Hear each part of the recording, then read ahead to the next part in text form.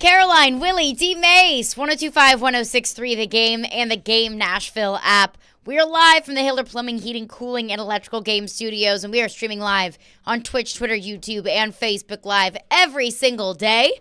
We'll have Ask D-Mase at 12:30, so get those questions in for D-Mase. Taking your texts, taking your calls, starting at 12:30. Willy D, D-Mase, how we doing, Willy D? You get to have an actual full weekend to yourself in Nashville. Pretty much. For the most part. There's plenty going on, but yes, it is nice to have an occasional night.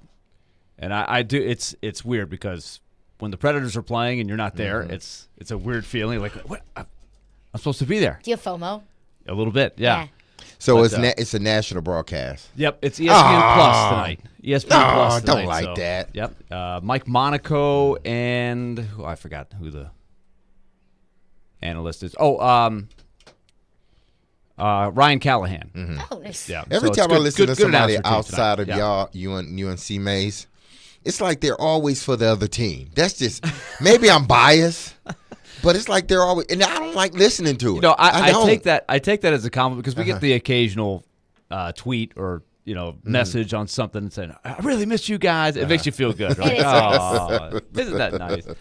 But I also feel bad for the announcer team because they always get that. It doesn't matter which team, they're getting it from both teams, right? Why are you guys so against our team? Like it never fails. It's I don't care who the announcer is. is. Team broadcast. It could be the best announcer of all time, and he's still going to get it. He or she will still get the. You're against our team. Why? I don't care. I don't know why that is, but that's just goes with the territory, I guess. Well, if it ain't UNC Mace, then they're for the other team. Well, thanks, Steve Mace. They're for the other team. I'll take that. Everybody wants to complain about something. It's crazy. Oh, yeah. Everybody's got something to complain about. But speaking of C-Mase, he will join us in 30 minutes. What C-Mase wants to see from the Predators on the road at Carolina tonight and what he's seen from the Preds this past week. Updates on Tyson Barrie. We'll chat with C-Mase in 30 minutes. But I want to start on the Titans today. The Titans hosting the Houston Texans. Or should I say the Tennessee Oilers hosting the Houston Texans, which is just a level of pettiness that I appreciate. And the Titans will be wearing the Oilers throwbacks this weekend. The Houston Oilers flags are flying at St. Thomas Sports Park. It is one of those weeks for both the Titans and their opponent in the Texans where the injury reports look like a Harry Potter novel.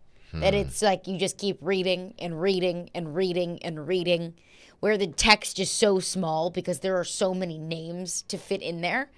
And at least this time, I think as Titans fans and people who cover the team, we're kind of used to that with the Titans, where, it's another injury report day. It's another injury report where it's, will they have any starters not listed on the injury report?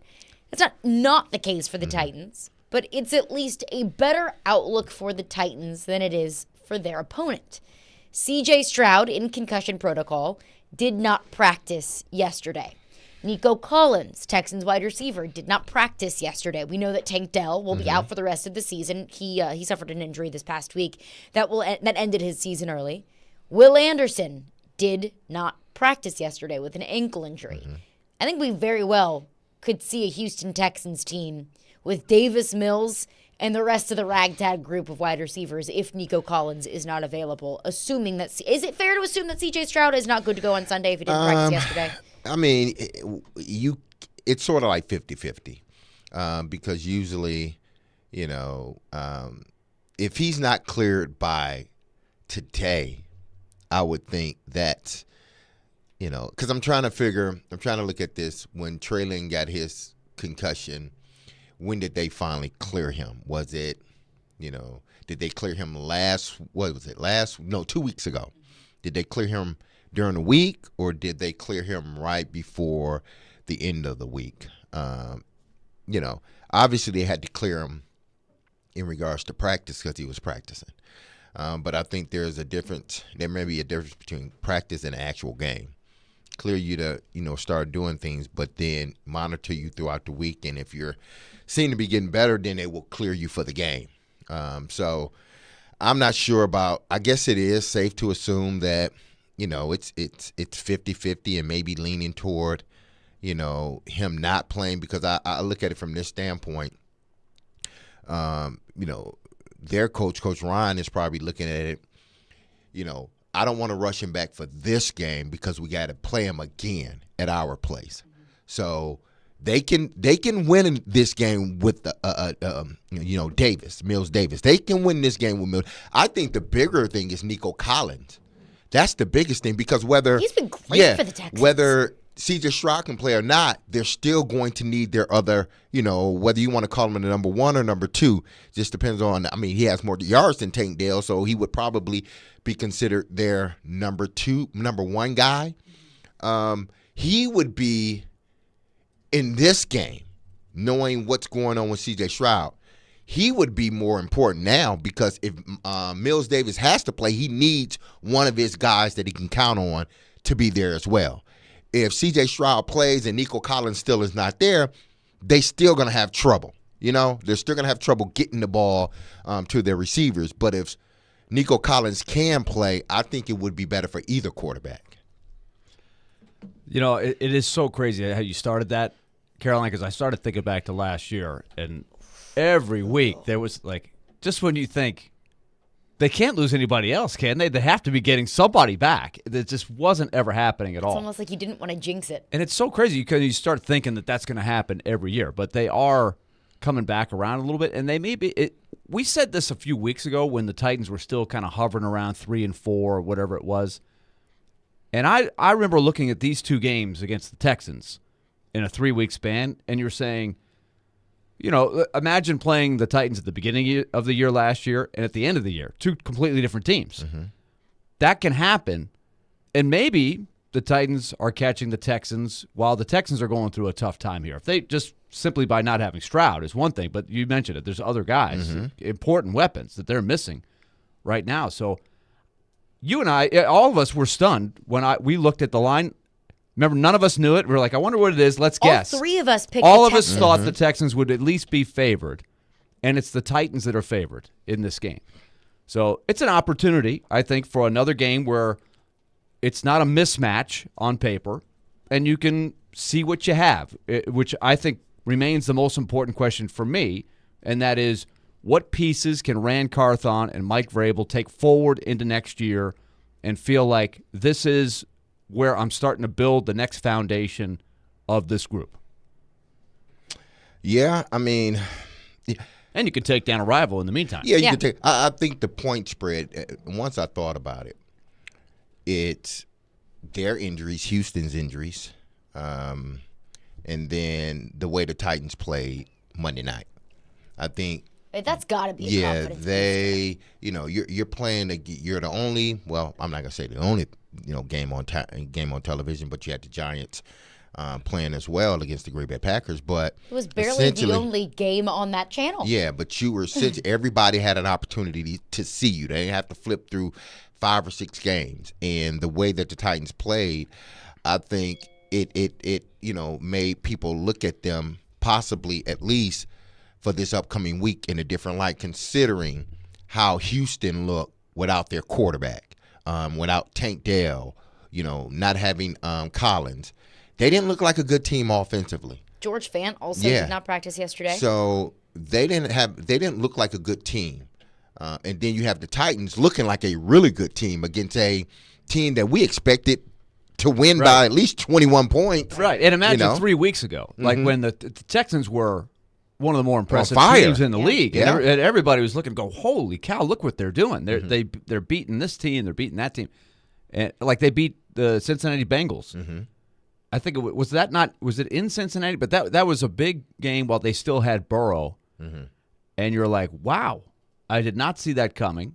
And now it looks like they may be going in a different direction. So they have really gone up and down. And imagine this matchup 3 weeks ago when the Titans were a total mess. Yeah. So it's looking like I would feel confident in saying that C.J. Stroud probably would not play on Sunday if he's not playing yesterday. It doesn't look good. Doubtful would be the word, and I think you're leaning towards out. Especially, I think I would be surprised if we didn't hear them say he's been ruled out. And I would this agree. Week. Especially with you got to look big picture for them, right? With a concussion, that's something that you don't really necessarily want to mess with. That's not something that you can speed up the process with. So I would say, looking at it from 2 different perspectives of the Titans' odds at winning this game, not having C.J. Stroud, I think, is a positive thing for the Titans. Of course it is. You don't have your starting quarterback. But I would be lying if I said I wasn't at least a little disappointed. A little disappointed that we won't get to see Will Levis versus CJ Stroud, because I think this quarterback class, like so many stacked quarterback classes of the past, really quarterback classes in general, you're going to compare them. You're always comparing them. The 2017 class, we look at it like, oh my gosh, how could anyone take Mitch Trubisky over Patrick Mahomes in that quarterback class? We always do it, comparing the 2020 when you've got Tua, Justin Herbert, and Joe Burrow. This was such a massively stacked quarterback class between Bryce Young, CJ Stroud, Anthony Richardson, Will Levis. We're going to be comparing those quarterbacks against each other, whether it's fair or not, really, I think for the rest of their careers. So I'm kind of bummed that we don't get to see that head-to-head against each other. Delayed chapter one. Right now, we won't get a chance to see it. But also, breaking news, Brandon Staley has been fired. And the least shocking news. Exactly. I mean, I think everybody saw that one coming after that debacle last night. I was wondering when it was going to come. Yeah, but he ended up getting relieved of his duties by the L.A. Chargers. So I'm sure the rumors will start about Vrabel going to the Chargers as well. So get it going. I would love to hear those rumors come Monday. Partner. Yes. Monday they will be on the table, I'm sure. I do find it comical, though, that Brandon Staley, this defensive head coach that's calling defensive plays, gave up 63 points to a team that didn't score a single point against the Minnesota Vikings. From 0 to 63. Yes. There's no question that's never happened. I don't have to look it up. I'm sure that's never happened. And even if it has, well, you scored 0 points and then scored 63 points the next following week. Stuff that you don't need to look up, you just know. You just know. You just know. So, but we will see. I will say that's overdue for the Chargers. Yes. Yeah, that poor guy, man. He's been through the ringer. He may not even get a job being a defensive coordinator after that debacle. He shouldn't. He shouldn't. Just gave him 63 points. You know what, Brandon Staley? I would advise you to update your resume and send it to Nick Saban, okay? Because that's what everybody does. They go to the Nick Saban rehabilitation, farm there in Alabama, and they coach behind the scenes for a couple of years. Grab and then, coffee for absolutely. everyone. Then you come out and you get to start your career over again. So Brandon Staley, Connor Stallions, absolutely besties in the Nick Saban rehabilitation program for the Home for Wayward Coaches. Absolutely. So, but I mean, back to the Titans and this whole matchup that I think we were anticipating seeing, especially when you're watching the Houston Texans and they're playing ahead of schedule. And what I mean by playing to get ahead of schedule, many didn't think they felt they would struggle this year. New coach, new quarterback, new system. They have been a bad team the last couple of years. So you just expected them to struggle this year with a new quarterback and a new head coach, but they didn't. And I think people were anticipating this matchup. But now the matchup is not as what's the word? Juicy? Yeah, it's not as juicy. It's not that, I can't wait for the Titans and the Texans. Titans are bringing out their old jerseys. No, it's just, okay, the Titans are going against Davis Mills. But don't take it for granted, because Davis Mills almost beat your ass before. That's true. And he's a good quarterback. He's not better than CJ Stroud. But there's a reason why they kept him on the roster. He's not a bad backup. No, he's not a bad backup. There's a reason why they kept him on the roster. And Tim Kelly, of all people, should know how good Davis Mills is. Yeah. Because he was there when Davis Mills was the quarterback. And I'm remembering, I believe it was 2 years ago, 2021. It was the end of the season, last game, and there's been two of those where Houston was going nowhere.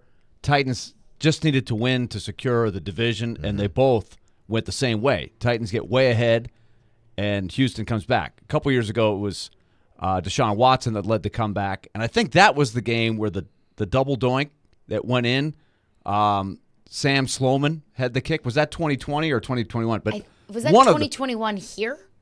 It was in Houston. I believe it was in Houston. I'll look it up. But there was one game where Davis Mills just went off. They could not figure out Davis Mills. And suddenly, like, who is this guy? I know he's been out there, but I didn't see much. and he really looked good. So I've seen him in several games look pretty good. Mm-hmm. He's not great, but he's a good backup, they drafted solid backup. I think he would move up over the years. I think to the top third of backups. Don't you think? Absolutely. Oh, absolutely. He's a good quarterback. He works well within the system that they have. Exactly. Careful. Absolutely. You may have him at quarterback, but I don't believe that, Titans fans should be rejoicing because C.J. Stroud is not playing. Let's just hope Nico Collins isn't playing because, again, whether Davis Mills has proven he can win you games, and he's proven to the Titans that if you take me lightly, I'll put up 30-something points on you and have you scrambling at the end to try to win a football game. So whether he or Stroud plays, if they don't have Nico Collins, which they don't have Tank Dell already, if they don't have Nico Collins, then that's the problem. So I'm sure they're hoping that Stroud can play. I know that. But I'm thinking they hope Nico Collins can play more than anything as well, because you want to have your number one wide receiver with your backup quarterback. Season finale 2021. Davis Mills, 23 for 33, 3 touchdowns, no interceptions, 301 yards. And so he played very well. And that was not the Sam Sloman double doink. That 2020 was Sam Sloman. Julio Jones actually made a cameo appearance and scored a touchdown in that game. And remember, we had this big thing. Touchdown. I was like, I'm telling you guys, Julio Jones, it's not too late. If he can just get healthy, he's going to make a big play. Mm-hmm. And I felt really good about it after that game. But we know what happened the next week or 2 weeks later against the Bengals. But 28-25, the Titans hung on after leading 21-0 at one point. It looked like it was going to be a laugher. And Mills brought them back. So Mills is a capable guy, no question about it. But again, they find a way to be somewhat intriguing. I'm curious about the crowd on Sunday. Right now that it's different. They're not really in the race, but you've got the intrigue of Will Levis. So I wonder how the crowd reacts accordingly. It'll be interesting to see, absolutely. And I was impressed with the crowd. What was that, 2 weeks ago against Indianapolis? Yeah, it wasn't bad. Impressed. It was not bad. It wasn't bad. It really wasn't that bad when it felt like this team was dead in the water. But I do wonder a couple of things. How this team responds to the game on Monday, because you got to be feeling yourself. You got to be feeling confident, especially if you're Will Levis. You just did what you did. You came back down 2 scores to win your football team that game on national television. You were the first rookie quarterback to throw for 300-plus yards on Monday Night Football. You got to be feeling yourself. Everyone in America is talking about Will Levis. How does he respond to that? How does he make sure that, we talked about this, D-Mase, earlier this week, don't get too high, don't get too low. How do you respond? How do you level yourself out as a rookie quarterback that's experienced some of the highest of highs and some of the lowest of lows? And when you're super charged up and emotional the way you play, that's the challenge, I think, for those guys. Super charged up and emotional, I think, is an understatement. Yes. My goodness. I thought he was going to spontaneously combust on the sideline. He's like Hammy, just like all riled up. Hey, calm you down, man. Calm you down. Yeah. But no, it's I love the passion that he plays with, because it's authentic. It's not something that he's trying to just drum up because now he's the starting quarterback. That's who he is.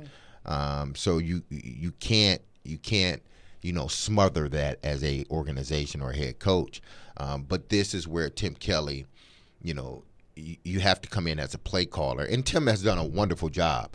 But you gotta have a game plan where, you don't look at what happened in the last 2 possessions of last game and think, okay, this is what we can do every time. Because if you do that throughout the course of a 4-quarter game, you're going to open him up to more opportunities for him to make the wrong reads. It's like you can't get too far ahead because of what happened, the last 2 series of a game, and don't get excited like, this is what we need. Oh, my goodness. No. Miami, for whatever reason, they were playing dumb football. And they were playing off coverage, and they did not, put pressure on your wide receivers. There's free releases everywhere. Well, Houston's not going to do that. Their coach is not going to do that. He's more of an aggressive guy. He knows how to put a defense together. So he's not going to allow you to just sit back, run clean, and throw the football. He's going to put pressure on you. So putting together a game plan, knowing that, and keeping this young kid level-headed in the sense of making the right reads, not getting too high, not getting too low. Allow the moment to allow his emotions to come out.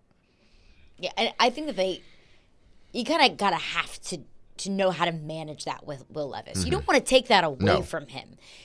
When we went into the draft this year, that's what I forget. It's gonna bug me. I forget what general manager was talking about. It was basically talking about how Will Levis is a perfectionist and how that's a double-edged sword. How you want that kind of meticulousness, that attention to detail, especially at that position, especially at the quarterback position. You want your quarterback to demand high things from himself and from his teammates. But the other side of that is sometimes with a perfectionist, you can get so hyper-focused and making mistakes that you can't get away from it.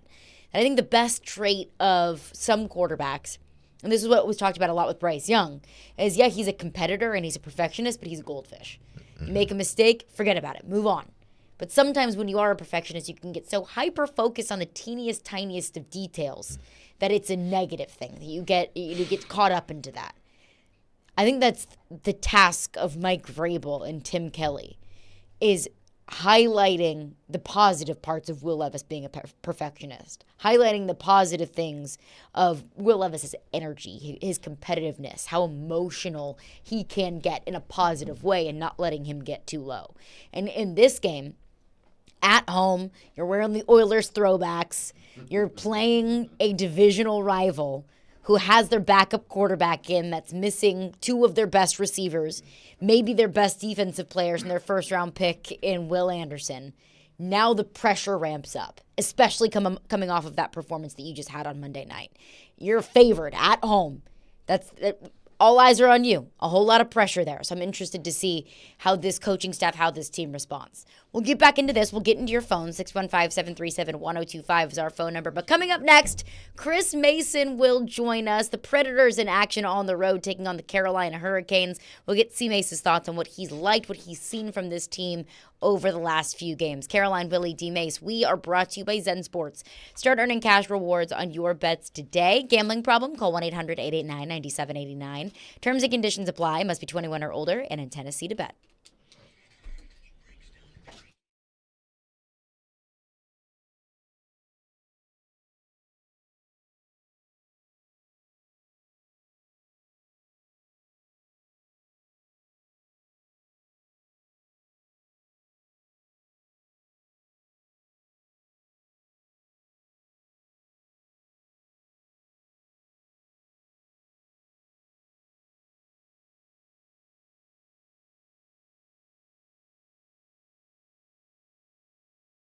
Hey, let me tell you about F&M Bank. We're about to take it to the bank again later today, and we're hoping for the best, I had some positives last week when I'm still trailing my cohorts here by a wide margin, but F&M Bank has really done some great things. And as I've been telling you here over the last couple of days, we all know that with F&M Bank and their coverage throughout our listening area, 20 locations in our listening area, that in some of those areas they got the brunt of the severe weather. And the recovery process, I know our awareness is always very heightened in the couple of days after, but for those communities, it extends for a long time after that. I know this, being from East Nashville at my community a couple of years ago in 2020. But that's where F&M Bank really wants to be a part of your community, and they have told me to let all of you know. And you probably already know this if you work with them, that they want to be involved in this and they want to help you through those tough times. And so F&M Bank, regardless of where you are and what your situation is, that's what they want to do. They want to simplify your banking needs. They want to help your financial challenges as best they can. So F&M Bank, I want you to go to the website, myfmbank.com. That's myfmbank.com. And find their nearest location to you because they're right in the heart of your community. Midtown Nashville on West End, downtown Franklin. Of course, in the Clarksville area, 6 different locations there. And yes, definitely in Hendersonville and north of town in those areas that were hit. Visit myfmbank.com. and let them help you out. Banking made easy on purpose. Equal housing lender, member FDIC.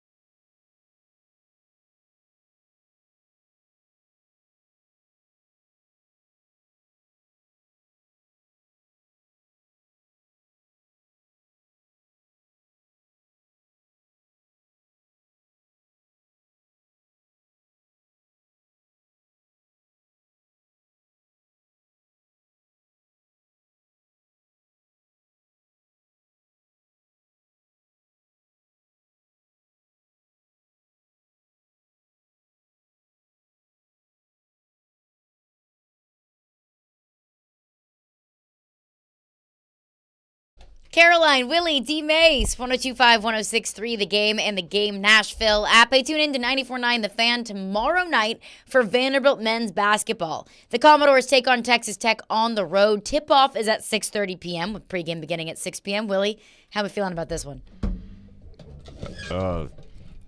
Plead the fifth? Ooh. I'm not sure I have a feeling. They need to get it going here. They haven't played well. I want to see a connected team. That's what I want to see. And you haven't seen that yet. I have not seen that yet. And there have been some reasons that make sense, injuries, etc. But it's time, man. They're behind. They're behind. I know there's something better than what they've played so far.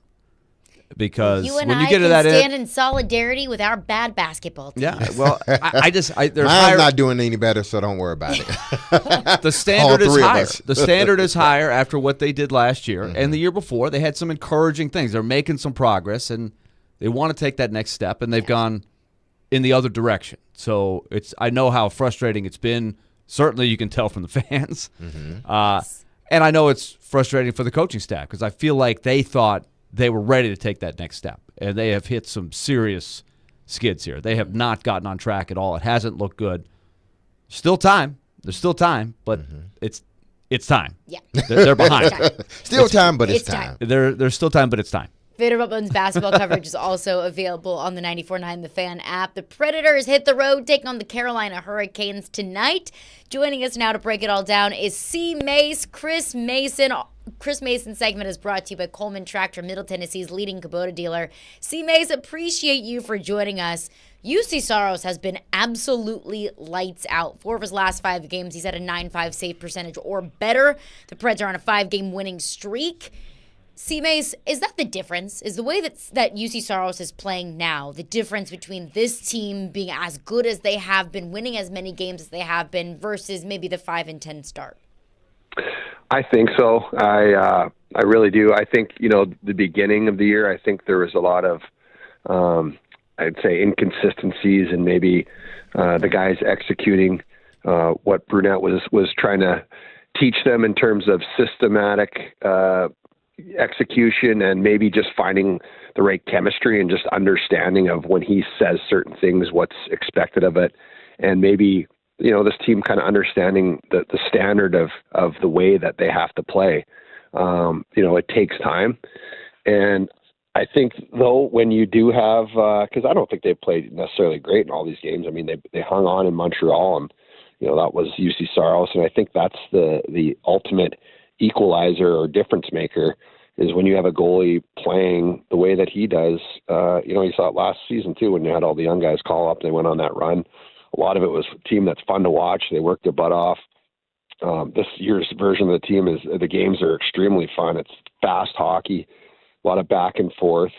But you talk about the ultimate difference maker in sports, and it's your goaltender in hockey. So I think, there's no question that, his play has been, one of the biggest reasons for their success. And you bring up how they haven't necessarily played great. That's something that Andrew Brunette said after the overtime win. Lack of overtime, I guess, 18 seconds of overtime nonetheless.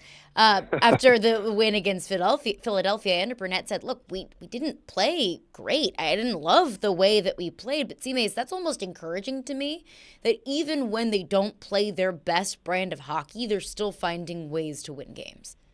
Yeah, that's a great point. And I think that's honestly, it's a sign of a good team.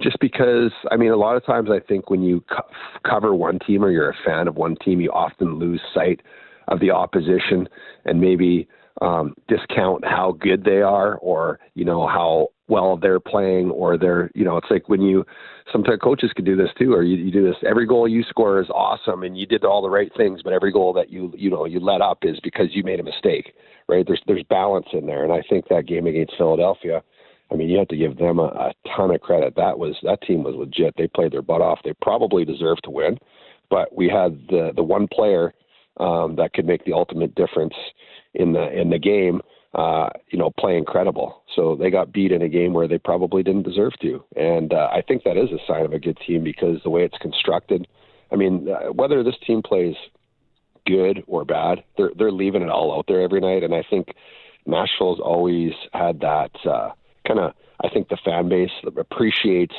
the blue collar effort.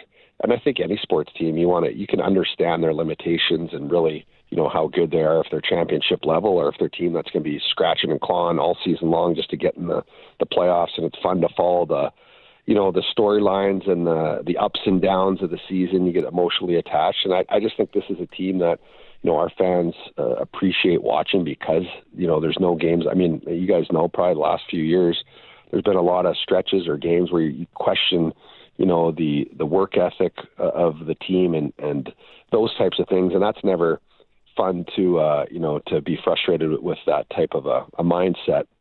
And, this season's different. They're just battling. They're going out and they're finding ways, not always pretty. Sometimes Juice has to stand on his head. Sometimes he'll be average and you'll have, guys blocking shots out there and, getting to the net and getting gritty goals. It's just a fun team to cover this year. There's no question about that for me.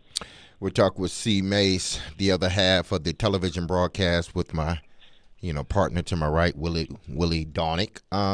C-Mase, what are some things that you are surprised with this team at this point of the season, and what are some things that, in order for this team to continue to trend the way that they're trending, meaning a playoff team, what are some things that they need to clean up moving forward?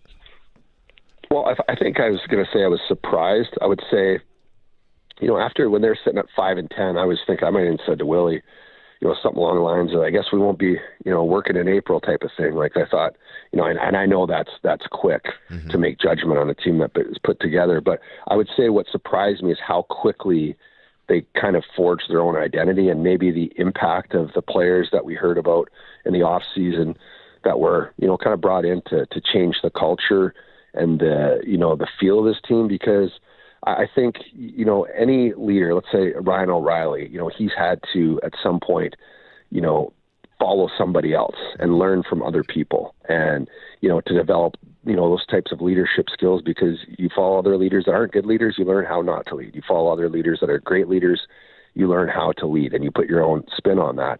And I feel, him coming in, all these young players, and he's not the only one. I think, you bring in another strong personality, it helps the guys here that were considered, strong leaders get even better. And it's been, I'd say, how quickly that has kind of played itself out, because a lot of times when you go to a new team, depending on the circumstance, even though you might have been, a captain like Ryan McDonough on another team or an assistant captain, it takes a while for you to find your spot. You don't want to step on anybody's toes. You want to make sure that you're, earning the respect of the guys before you start being vocal. And it's a process in some of those situations. But I would say this year was unique because they brought in so many players. And the thing that surprised me is how quickly it kind of unfolded and transpired, the dichotomy of the leadership on this team and the way that it's kind of really sorted itself out. And I think, for our young players, they're getting such incredible examples and mentors here. One day when they're the leaders that you'll look back at, this year, I think in particular, and you're going to hear them say, well, I was out every night with Ryan, or every morning with Ryan O'Reilly working on this, or I learned this situation from Ryan McDonough or Gus Nyquist or Roman Yossi. I just think it's a really pinnacle time, I think, in the organization, because a lot of the youth will be referring back to this.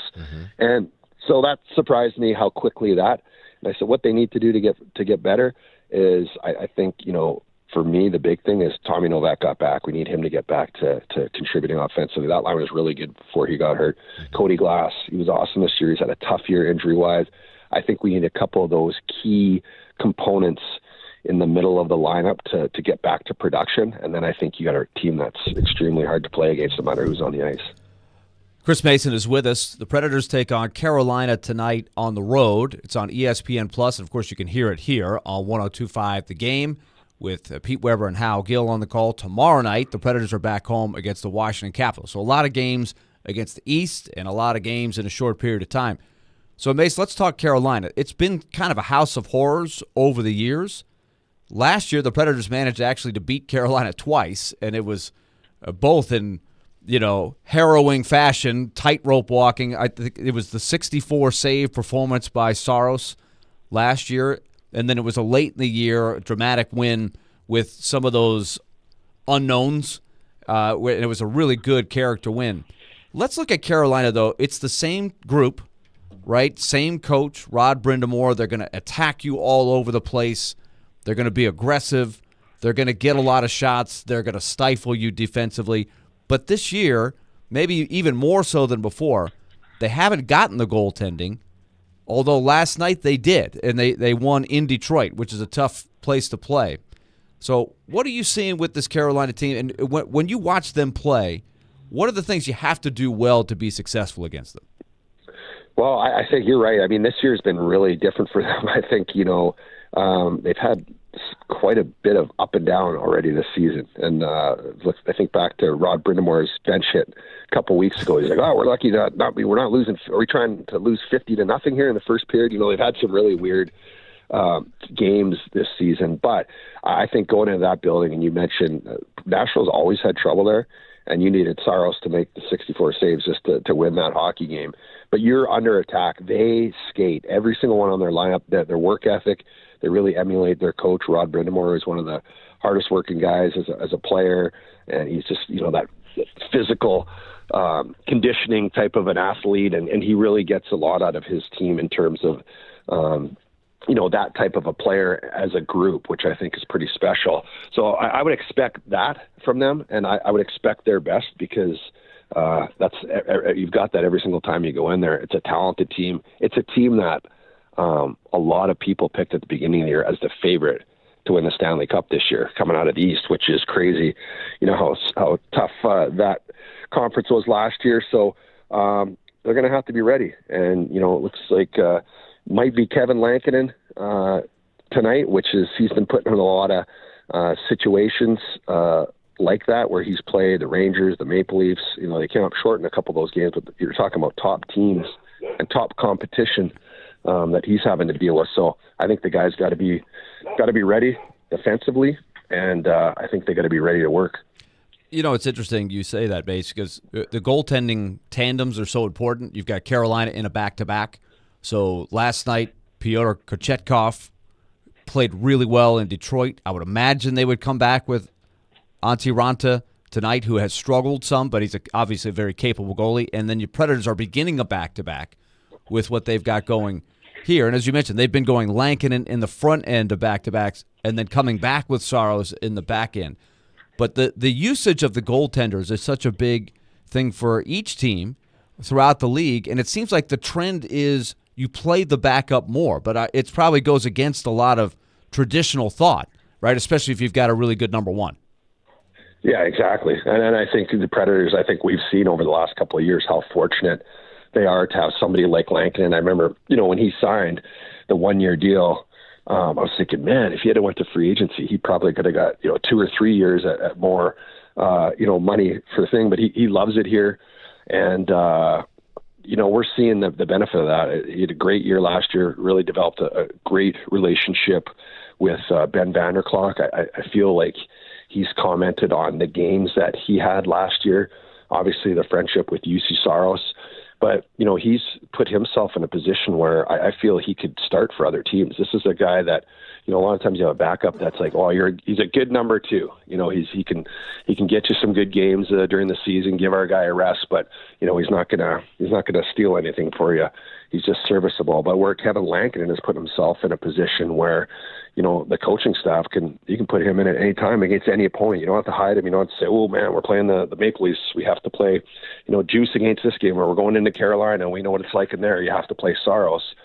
So I think having that is, the Predators are going to be fighting for a wild card, the entire year, maybe, if they're lucky enough to keep this thing going and fight for that third spot. I think Dallas is in the third spot right now, but anyway, get to a point where, you have these two goaltenders that it's not much of a drop off. I mean, Saros is obviously one of the best in the world, but in terms of the way Lankinen, I think what was Undertaker telling us, Willie? He's had percentage of starts that are quality starts. Yeah, quality starts. He's got a very good percentage of quality starts. In other words, he's giving them a chance to win a huge percentage of the time, and for a backup, that's pretty good. So all that being said, Mace, I think it's a great question, because UC Saros is the last few years been one of the most worked goalies in the league, but a lot of these researchers now in the cutting edge stuff, the analytics and the conditioning stuff,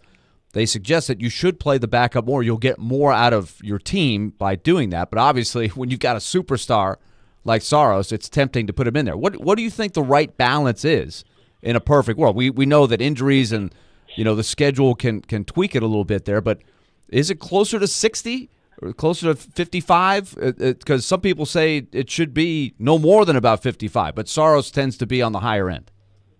Yeah, it's like you said, it's tough when you're sitting there, you're making a lineup, and you're talking about games that the Predators know very well that every game they play in could be, this week could be the difference of us getting to the playoffs or not. And so you have to find the balance. I think a lot of that is the communication with Ben Vanderklok, UC Saros, David Good, about how to, the strength coach for the National Predators, is how to balance this and make sure that when you get to, March, April, when you're going down the stretch and maybe you're in a situation where you have to ride your goaltender, that he has enough in the tank. And then ultimately, if you get into the playoffs, that he's going to be able to perform, at his elite level. And I don't have an answer for that, because some guys are physically more able to play and to handle that workload. And I think UC Saros is one of those guys, like any superstar, who all he does is prepare himself to play as many games as possible. He wants to play every single night, but that's the tough decision, I guess, of the coaching staff is how to balance that. Because at the end of the day, I think, like you said, people know that you have to limit that play during the season to help be more effective later, even though, you're telling Saros, hey, I know you want to play. I know you want to play every single game. I know you want to play tonight, but we're going with Lanks. And he's a good teammate in that regard. So it's very situational and very personal. But I would say that 55 to 60 is probably the magic number. C-Mase, appreciate your time. Enjoy a Friday night at home, and have a good call tomorrow. Thank you, guys. Awesome. Take care. Have a great day. Appreciate it, C-Mase. Chris Mason, he is the absolute best. We'll get into your phones on this coming up next. Plus, the Predators, at least through the first third of the season, have exceeded my expectations. This team is so freaking fun to watch. So have the expectations changed? We'll get into that coming up next. Of course, your phones as well, 615-737-1025. Caroline, Willy, D-Mase, 1025-1063, The Game.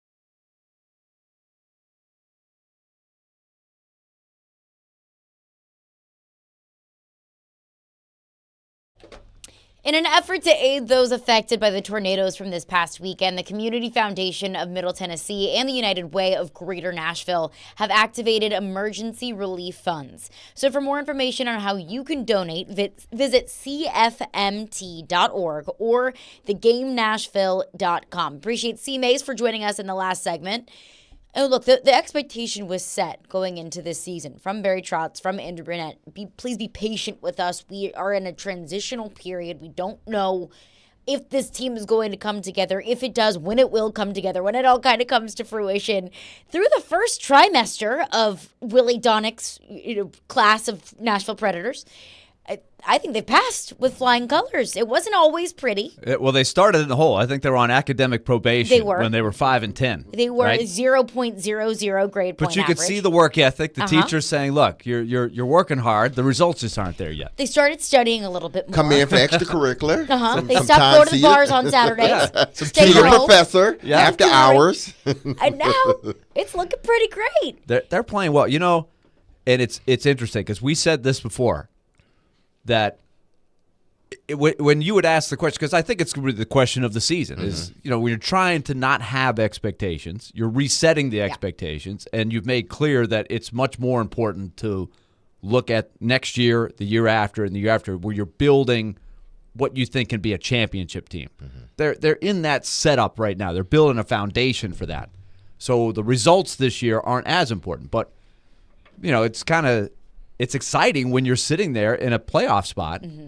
And so if you're in a playoff spot for weeks in the middle of the season and then you happen to fall out, but your goal is still the same, that it's really about next year, the year after, it will be interesting to see how the fans go with that, if that's what ends up happening. And I'm not saying that's what's going to happen, but it looks like there's an opportunity out there if they keep playing the way they're playing, and if UC Saros has another UC Saros year, that there's no reason why they can't be in the mix, especially with, the wheels fell. I shouldn't say the wheels fell off. They had a little problem in Edmonton. They had a little problem in Minnesota. Wheels was, wobbling. Now St. Louis has had a little problem. They've all decided to change coaches. So, but Minnesota and Edmonton have played really well since then. So it's hard to know. It's a long, long season. But it does look like it's still pretty wide open for especially the two wild card spots. And that's what I wanted to get into, is the expectation was set preseason. But I think at a certain point, expectations change. That if the Predators find themselves in a wild card spot or in a playoff spot all season long, and in the last 5 to 10 games of the season, they lose out and miss out on the playoffs, I mean, it would be hard for me to justify that by saying, well, preseason they said they weren't going to make the playoffs. Preseason they said, hey, be patient with us. Expectations change at a certain point. I don't know if we're there or not, but I wouldn't blame fans being disappointed if you're in a playoff spot all season long and then you find yourselves out on the outside looking in. I can't help but look at the text line. Viking Matt. Willy, what's the plan? Viking Matt. Hey, Willie, you got to have a plan. The expectations should change. It's fluid. Yeah. I mean, it started off as, hey, listen, we don't know what to expect from this team. At least the GM was upfront and honest with us. So we're just going to enjoy the ride of this season. There may be more lows than there are highs. But then you start to see this team, and you start to see that they're building and they're learning and they're progressing together. Yeah, then it should change. It should change from, okay, all right, this team does have an opportunity to win more games than what we thought and put themselves in a position to, get in the playoffs. So everything's fluid. It should change. And if something happens and, they sort of revert back a little bit, it should be expected as well. This is a young team still. I know they have their veteran leaders, but this is still a young team with a new coach and a new GM. To their credit, Andrew Burnett has, when he gets asked, are you guys rebuilding? What are you guys exactly doing? Because it's the same question we were asking all summer. What the Trotzification, what does that mean? Is it a reset? Is it a rebuild? And he said, no, this is not a rebuild. We're trying to win. But that's the needle that you're trying to thread if you're Barry Trotz. You want that competitiveness. Like, what did he say the day that he signed O'Reilly and Shin and Nyquist? He said, serial winners. Serial winners, And he says, I don't want you to come here to retire. I want you to come here to win. And it may take a little time, but in the meantime, they're taking that into the locker room. They're not here to just tank and then play, and we'll worry about it next year. Like, I think they're building a culture where the expectation is, yeah, let's stay in this thing. Let's win. Let's be in it. And they put themselves in a good position after about a third of the season. But we still got a lot of hockey, a lot of hockey to be played. And that should be the expectation. You shouldn't sit back and say, well, hey, we said we didn't know what the expectation. Right. No, try and win as many games as you possibly can. That should be the culture. 615-737-1025 is our phone number. We'll get your questions for D-Mase in 30 minutes. Get those calls and texts in. Any questions are on the table for questions for D-Mase. But coming up next, we got people in the text line, Willy, asking, what's the plan? What's the plan, Willy? Well, I want to know what the plan is, or maybe what we think the plan should be for the Titans at the running back position. We'll get into that coming up next. Caroline, Willy, D-Mase, 102.5, 106.3 The Game.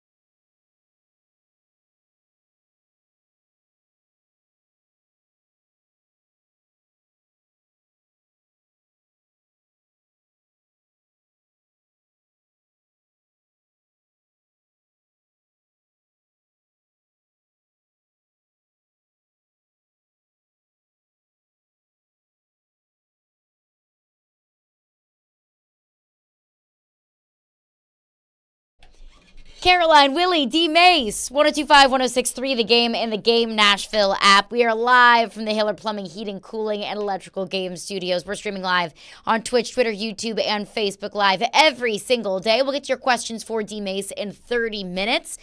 But first, let's get into your phones. Our phone lines are driven by WilsonCountyHyundai.com. Cam is on the line. What's up, Cam? Hey, what's going on? So Good. I've got kind of a two-part question. Number one, what do you think it would cost to get Mike Munchak to come back to the Titans and coach the offensive line? And second part, what would it cost to get D-Mase to coach the receivers? And, I mean, with that being said, you are going to have to feed and burp and bottle, I'm not going to say his name, but his 16, but man. outside of that, what's it going to cost to get D-Mase to start coaching up the receivers? All right, okay. Let's Thank not you. stop there. Let's get Keith Bullock to coach the linebackers. Let's get Eddie George to coach the running back. We're going to have the all-star Ed would have team. to quit The dream team. his head cocoaching job that he is doing a wonderful job He could do a side gig. He's got That time. could be a side gig. There's plenty of hours. You man. and Chris. I'm sure surely NBA won't mind. Yeah, we'll get NBA Chris won't over there. mind. Yeah. And I just talked to Chris last night, and I didn't know he was at NBA. He's been at NBA that long. He's been there 18 years. How I'm about that? I didn't gosh, he's realize been there that. 18 years. Did you guys talk about who's more talented, A.J. Brown or Traylon Burks? Yeah, we did get into it. He and I not got into it, but we did talk briefly about that. But I think Rob Moore's doing a wonderful job. I mean, it's difficult. I don't think that's why. I think that's why I'm not sure if I can really, coach grown men because a lot of things come into fact. It's not just me coaching you and you playing football and that, you got to deal with the egos and stroke the egos and all this other stuff. And I'm not about that. Mm-hmm. I'm just going to tell you what you need to do, what you don't need to do. I'm going to coach you up. I'm going to love on you, but I'm going to coach you up too. But I'm not here to deal with the, egos and all this other stuff of players nor coaches, because sometimes coaches can have the biggest ego, and it's not really the players that you have a problem with, it's the other coaches. So I'm not sure that I could, every day deal with something like that. And I'm not saying that all coaching staffs and all players are, egotistical, but you have to have some type of ego to play this game or to play any professional sport. You should have an ego. Yeah, so know when it can be checked, but absolutely. So, I think Rob Moore is doing a wonderful job there. That whole deal, I mean, it has to find its way. And it has to find its way to working out somehow, some way with Traylon Burks. Mm-hmm. And now what was the first question he asked? Mike Munchak. Oh, Mike Munchak. They, I don't know if it's, hey, Mike, we're sorry the way things happen, and just make it, hopefully it didn't end on a personal issue. You see what I'm saying? Sometimes you can be, let go, relieve, cut, and it was like, okay, I knew it was coming. I understand why you did it, and you're able to move on. But then sometimes it can get, personal, and bringing the person back is hard to do because There's some scars there. Yeah, the scars, the ego is there, and you just don't like the way things ended. But I hope, if indeed, I think that would be one of the smartest coaching moves that Vrabel could make if he then go and hired Mike Munchak and allow him to, I'm not going to question what you do in regards to the offensive line. That is your job. And I heard Jared said too, yeah, you should make him an assistant head coach. He should have that title as well. He's earned that title if indeed you were to bring him back. But I think they should look into it. Now, whether they do it or not, I don't know, because I don't know how much Amy was involved in firing, Mike Munchak as the head coach. But I'm sure if Mike wants to work, he loves the organization, I'm sure. And hopefully he didn't take anything personal or they didn't get personal with him. But, yeah, I would make that call to Mike Munchak and say, hey, listen, what are you thinking, Coach? First, do you want to coach again? And then, all right, if we get that, if we get through the you wanting to coach, what would it take to have you back here in Nashville? I mean, this offensive line needs some serious help. Personnel-wise, coaching-wise, because Trevor Maddich, who played offensive line in the NFL, talked with Jared a few weeks ago, and he said part of it is, sometimes you guys just aren't good enough. Sometimes you guys just aren't big enough. But what he was seeing was regression, even from Peter Skoronski. That's a coaching thing. And you've got some young guys. You've got Skoronski, you've got Petit Frere, and you've got Duncan now, who you got to see what you got, right? And now the coaching for young guys is going to be really important. Can you develop them into guys who get better each year? That's a huge question. Exactly. So that's a very important part of this whole thing. And when you have an offensive line like that, everything is affected. We've seen it with Will Levis, where we talked about some of the bad habits he's been developing simply because he has to get the ball out quick. And if he's a little bit, if he's seeing a few ghosts, to take a page out of Sam Darnold's book, I don't blame it. It's not good, but I don't blame him. I mean, half the time he's ending up on his back anyway. And it's also, I think, coming to fruition in the run game as well. But that's what I want to get into, is the future of the running back position. And even just looking at this Sunday against the Texans, how much did Tajay Spears prove on Monday night against the Dolphins? How much more do we want to see from Tajay Spears on Sunday against the Texans and even moving forward? Because I thought he had a fantastic game. When Derrick Henry couldn't go anywhere, when Derrick Henry couldn't do anything, when the line couldn't block for him, when as soon as he got the ball, there were a pack of Dolphins all over him, it was Tajay Spears. He was able to pick it up, at least in the passing game. So what did he prove on Monday, and what more do we want to see from him, at least on Sunday against the Texans? I think he's proved that he's getting better, that he's starting to understand how to play in this league and how to make plays and, things that he needs to start doing consistently from week to week. And you got to build on doing that. You can't just have a great game and then come back the next 2 weeks and you're nowhere to be found. You have to be a consistent player, especially as a young player. You got to be consistent, positively being consistent, not the other way. But learning how to do that every day or every week, not just when it's a big game on Monday Night Football or Sunday Night Football, doing it when we play at 12 o'clock and nobody is watching but the people locally. You got to be able to step your game up and do that each and every week. And I think, they need to continue to feature him, but not take Derrick Henry out of what they plan on doing. I know that's the scary part for everybody. Like, oh, you're going to give him the ball more, which means you're taking away from Derrick. My thing is, do y'all want to win? If y'all want to win, then this is sort of the progression, like the younger guy, the old established, warrior gets older and older, and then the young guy sort of comes and he just takes the mantle and then he proceeds. That's how you want it. You don't want to, for Derrick Henry to retire and now all of a sudden we're trying to find a running back. Like, where's the next running back at?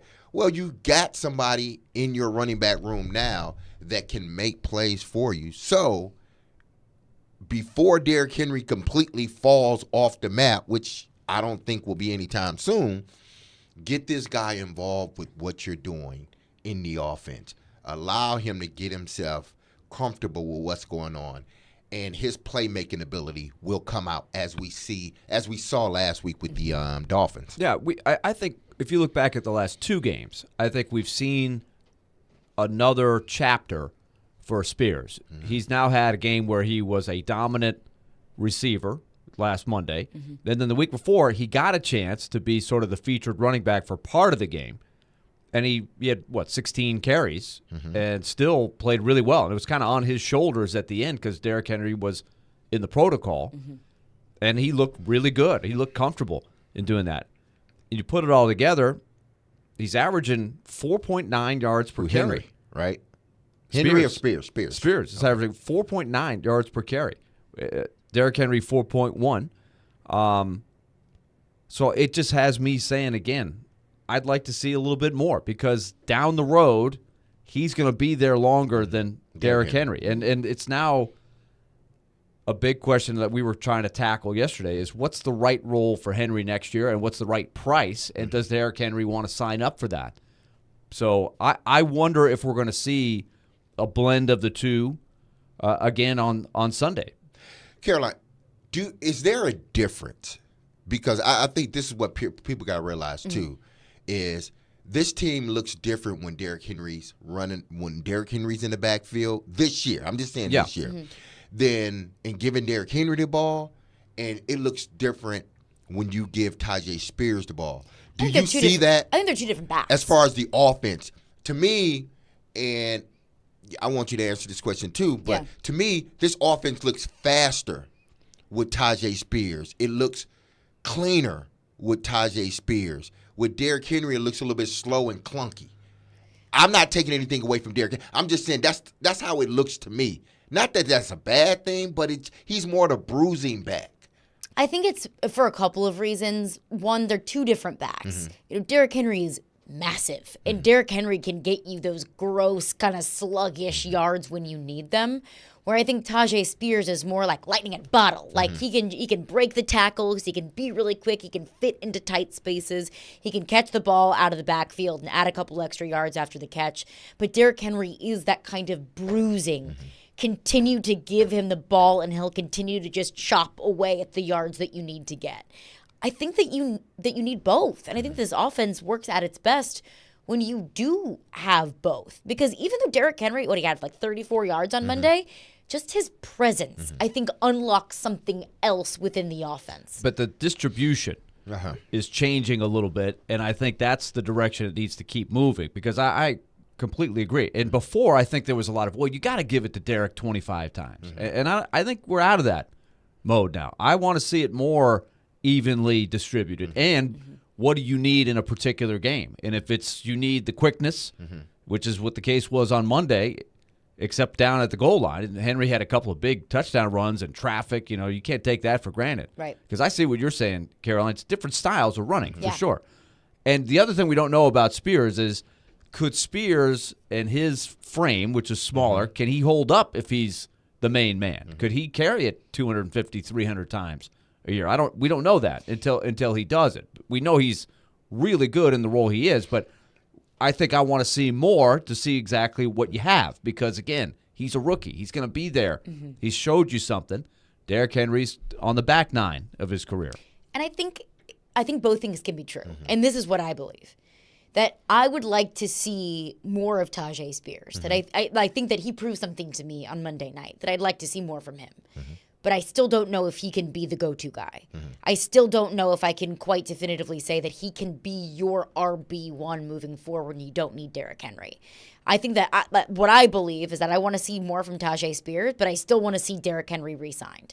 That I still think that Will Levis needs Derrick Henry. I still think that when this offense has nothing else, you can turn to 22 and say, all right, get it done for us. But that is far and few between now. I truly believe that. Is it? Yeah, I truly do believe that. Because before Derrick was in concussion protocol against the Colts, it was kind of the Derrick Henry show. But the offense, and this is what I try to get people to understand. There's a difference. Like Henry is Henry. He is who he is. He's one of those backs that, he's eventually, after a while, he's going to get his yardage. But you got to build him up to it. But this offense looks slower. And I'm only saying that from experience. Like, from experience going from one back to the next. Like, when Eddie was at the end of his career, like when he had the toe injuries and everything, we were a little bit slower as a offense. Not because Eddie wasn't a good back, but because of the injuries and the hits and the carries. It just built up over years. He had been with us, 10 years damn near. I think he ended his career with this 10th year with the Titans, if I'm not mistaken. But then when that young guy came in, we ran fast. Things looked faster and crisper. And those linebackers now didn't know they couldn't be off a half a step with the new guy. They could be off possibly a half a step with Eddie and still possibly be in a position to at least try to tackle him. Now, tackling Eddie George was still a big task, but trying to tackle him. These are the things you got to think about. But I don't think you can be off half a step and take down Derrick Henry. No. I don't think we're there yes, yet. yes, you can. You can. We see it every week. Yeah, I think we so. see it every week where that first guy comes in and he slows him down. No longer does not Eddie, but Derrick, that stiff arm, even though that stiff arm is still there, it's not as impactful as it once was. People are always going, when you game planning for Derrick Henry, you're always going to make sure people, hey, listen, make sure it's still there. The guy still can run. It's still there. Let's make sure that we don't sort of, lose sight of that. You can't. But he's not the back that he once was. I thought that was evident. Yeah. It's interesting. You didn't see the Hard Knocks. Uh-huh. And I watched I heard it, but I heard it yesterday. Jarrett was playing it, so I heard it yesterday. Yes. Yeah. And so you could see it in the game planning where it's still a lot of respect, but it's like, okay, if we gang tackle, if we have the right mentality, we can hold him in check. Where I think it wasn't as easily done. But I think that's also part of the value of Derrick Henry is the Dolphins are like, well, we got to put 3 men on Derrick. Well, that opens up other opportunities for the offense. But it only opens up other opportunities if you take advantage of it. If you sit there and say, no, we're just going to give it to Derrick Henry, play after play after play, and he's going to be on the field, then eventually, because I'm only talking about things that I see on the field. I don't try to make things up. I don't try to assume things. This is just what my eyes are seeing. Now, my eyes are not great like they used to be, but I damn sure still can see the television. And what I'm seeing is Derrick Henry gets taken down a little bit too easy now. It's one player, and I said this last year, I think. It's one player that we're starting to see that takes Derrick, and we never saw a safety or a defensive back take Derrick Henry down. Now you're starting to see it more frequently. Another side of that, too, is because I'm with you. And I think Or you can say the offensive line. I think get it's it. okay to acknowledge that Derrick Henry is not who he was when he was 25 years old. Like that's okay, and that's not to be expected. Another side of that is the offensive line. And I get that part, but It then is we can so say that awful. about Tajay Spears. But Tajay Spears is averaging Just think what he's 4.9. doing with this offensive line. If it got better, he would be, I'm not going to say he's going to average 5 or 6 yards a carry, but you will see more explosive plays from this young guy. People don't want Well, to. yeah, I think that's fair to assume with a but better I think offensive line, better run blocking. I think the whole, we love Derrick Henry so much that because of how he held this franchise together for the 3 or 4 years where he was on top, the best back on one of the best, top 10 player in this league, period. Now, I'm not just talking about running backs, but we're so still enamored by that. Like, that picture of Derrick Henry stiff arming the Jacksonville Jaguar, like 20 of them, even a head coach, and running 99 yards, that is still embedded in our brain. But he's not that player anymore. We got to understand that the new guy. But I also think that it's important that that's still embedded in a lot of defensive coordinators. Oh, it is. brains. But when you know you're taped, there are some things you're not going to say, and you're going to show the utmost respect. But I guarantee you guys in our locker room is like, yeah, we respect him, but he ain't the same back. There's no question. Yeah, There's some playing back. to the cameras Exactly. in the have Hard to. Knocks. There's playing to the cameras. And There's that's what no I don't way they were enjoy gonna about it. Say, Yeah. oh, we don't respect Henry no more. He's not the back that he once was. I haven't watched Hard Knocks yet. I haven't gotten a chance to. How much do they talk about D-Hop? None. But again, it's a 45-minute show, and they're trying to do the families and stuff like that. So it wasn't all about the game. I know, but I do think that's telling, though, because I haven't watched it, but at least from the sounds of it sounds like they were talking about Derrick Henry. Because of the rookie quarterback. You got to understand that, too. Yeah. But they're not talking about D-Hop. It doesn't. Yeah, but it doesn't mean that they didn't throughout the week. You had a really small they little would be dumb window to not into talk that. about DeAndre Hopkins at all throughout the Right. week. But I do think the that is very soundbite telling. it was just because look, Mike McDaniel, who he plays to the cameras, I think, more than anybody, and he's not funny. He thinks he's funny, but he basically is saying, kind of look, a weird dude. he's a weird dude, smart dude, but weird. But he the soundbite was, look, if you allow yourself to get stiff-armed by Derrick Henry, you're going viral. And so you could tell he prepared that line. He knows the cameras are on him. He thinks he's going to be really funny. But is he wrong? No, he's not wrong. And this is why this is another thing that I think about is that presence of Henry, when they fake it to him on first down, it gives you time to throw. And they've had a lot of good success early down throwing by faking it to Henry, the play action. Can Spears get to that point where the defense is saying we got to cheat up to get Spears? That's what we don't know right now. But I do think, because you bring up the rookie quarterback, having Derrick Henry for a rookie quarterback next season is invaluable. Whether he's the same back that he was in 2019 or not. I don't think that's 100% true. Why not? And I'll tell you that on the other side. We'll get into that coming up next. We'll also get into your questions for D-Mase, 615-737-1025. Caroline, Willy, D-Mase. We're brought to you by Zen Sports. Start earning cash rewards on your bets today. Gambling problem? Call 1-800-889-9789. Terms and conditions apply. Must be 21 or older and in Tennessee to bet.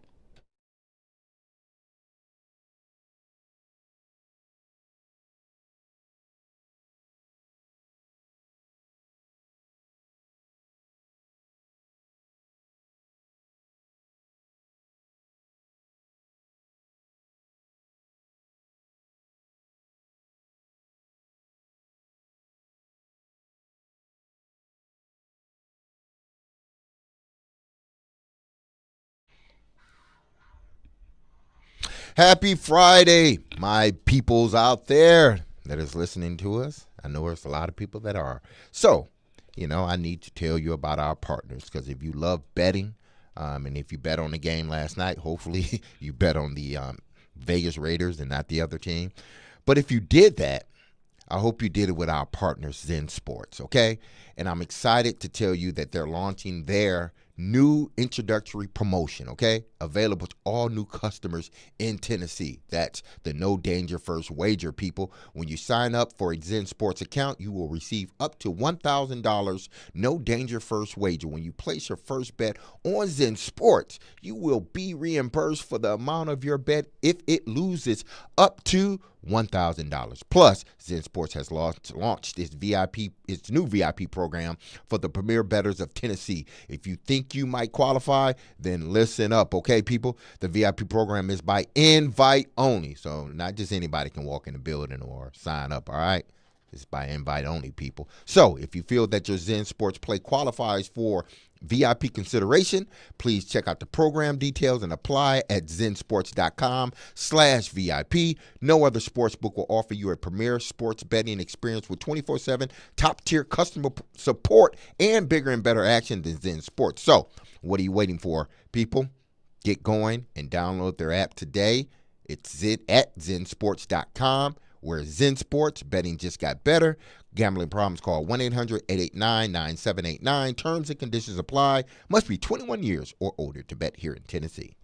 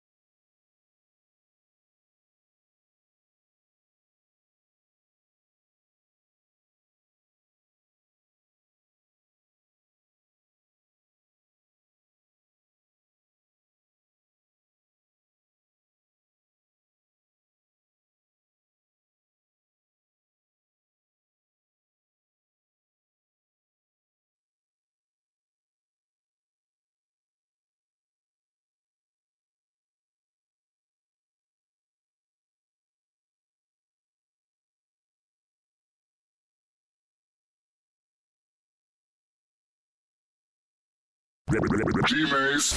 He played 15 years in the NFL. Quick throw. Touchdown, Derek Mason. He had over 12,000 receiving yards. Midfield, and there he goes.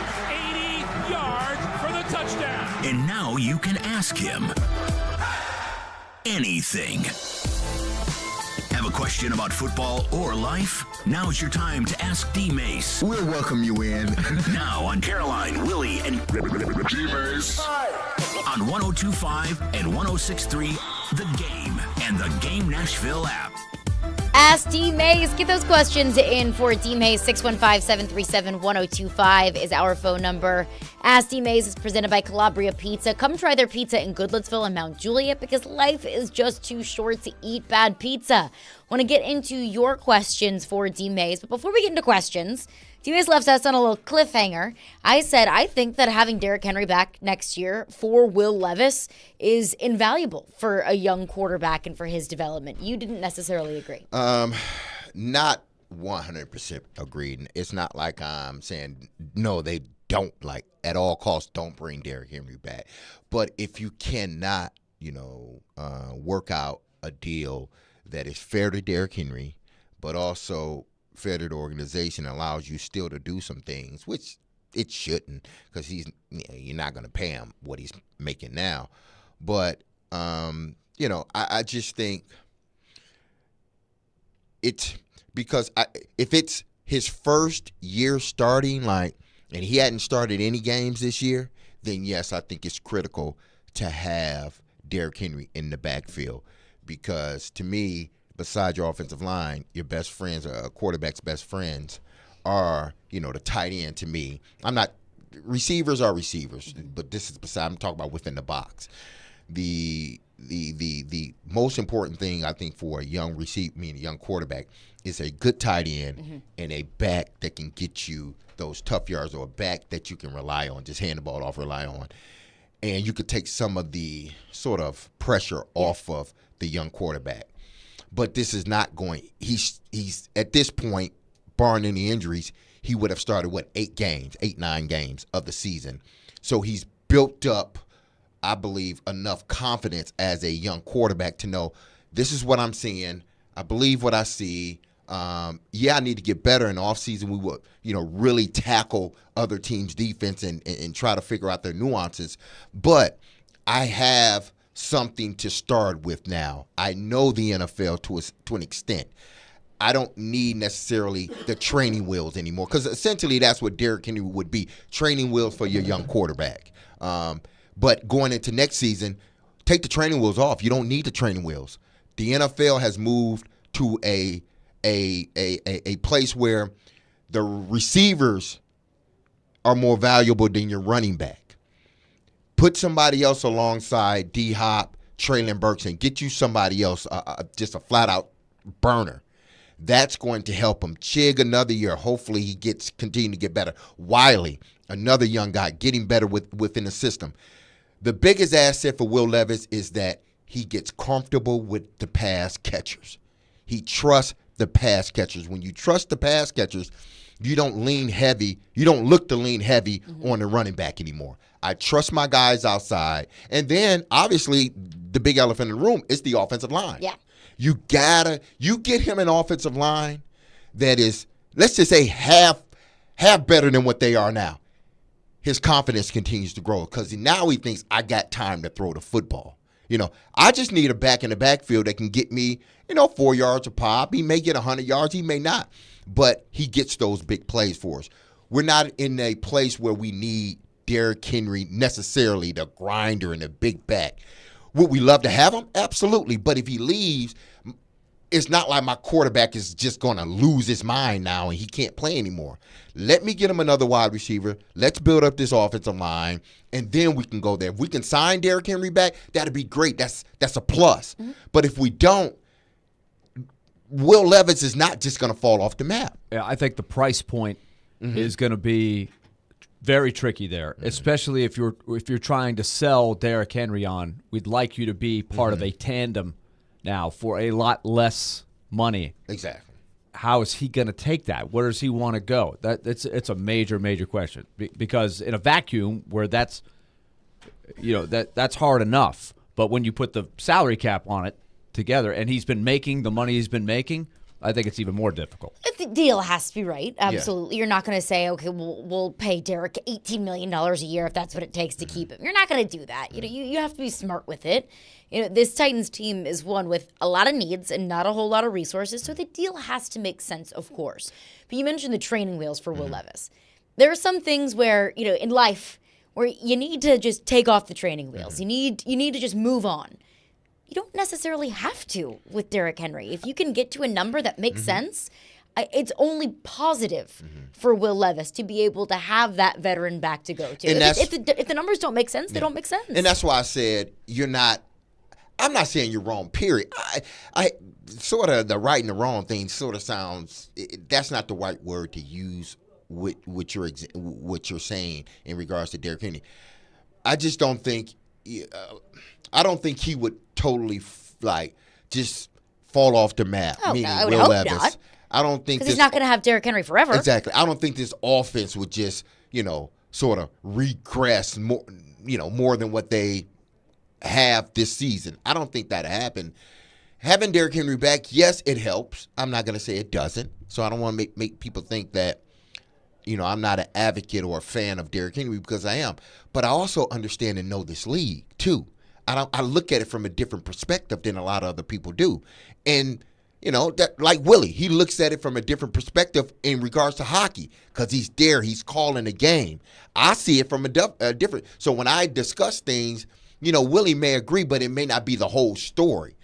So when you're saying things or anybody else said things about Derrick Henry, I understand what you're saying, but because I've been there and I've been in a situation like the Titans are in with Derrick Henry, been through it with Eddie George and, toward the latter part of his career, I know that having him is a plus, or having him is just, okay, we got Derrick Henry, but losing him isn't like the end of the world either, because this is a quarterback-driven league. All right, that's a good lead into some of the questions for you, D-Mase. Here's one. Glenn from Greenbrier, because I think you're envisioning a new era like I am. So he says, D-Mase, what do you think of this? Titans need to make the transition.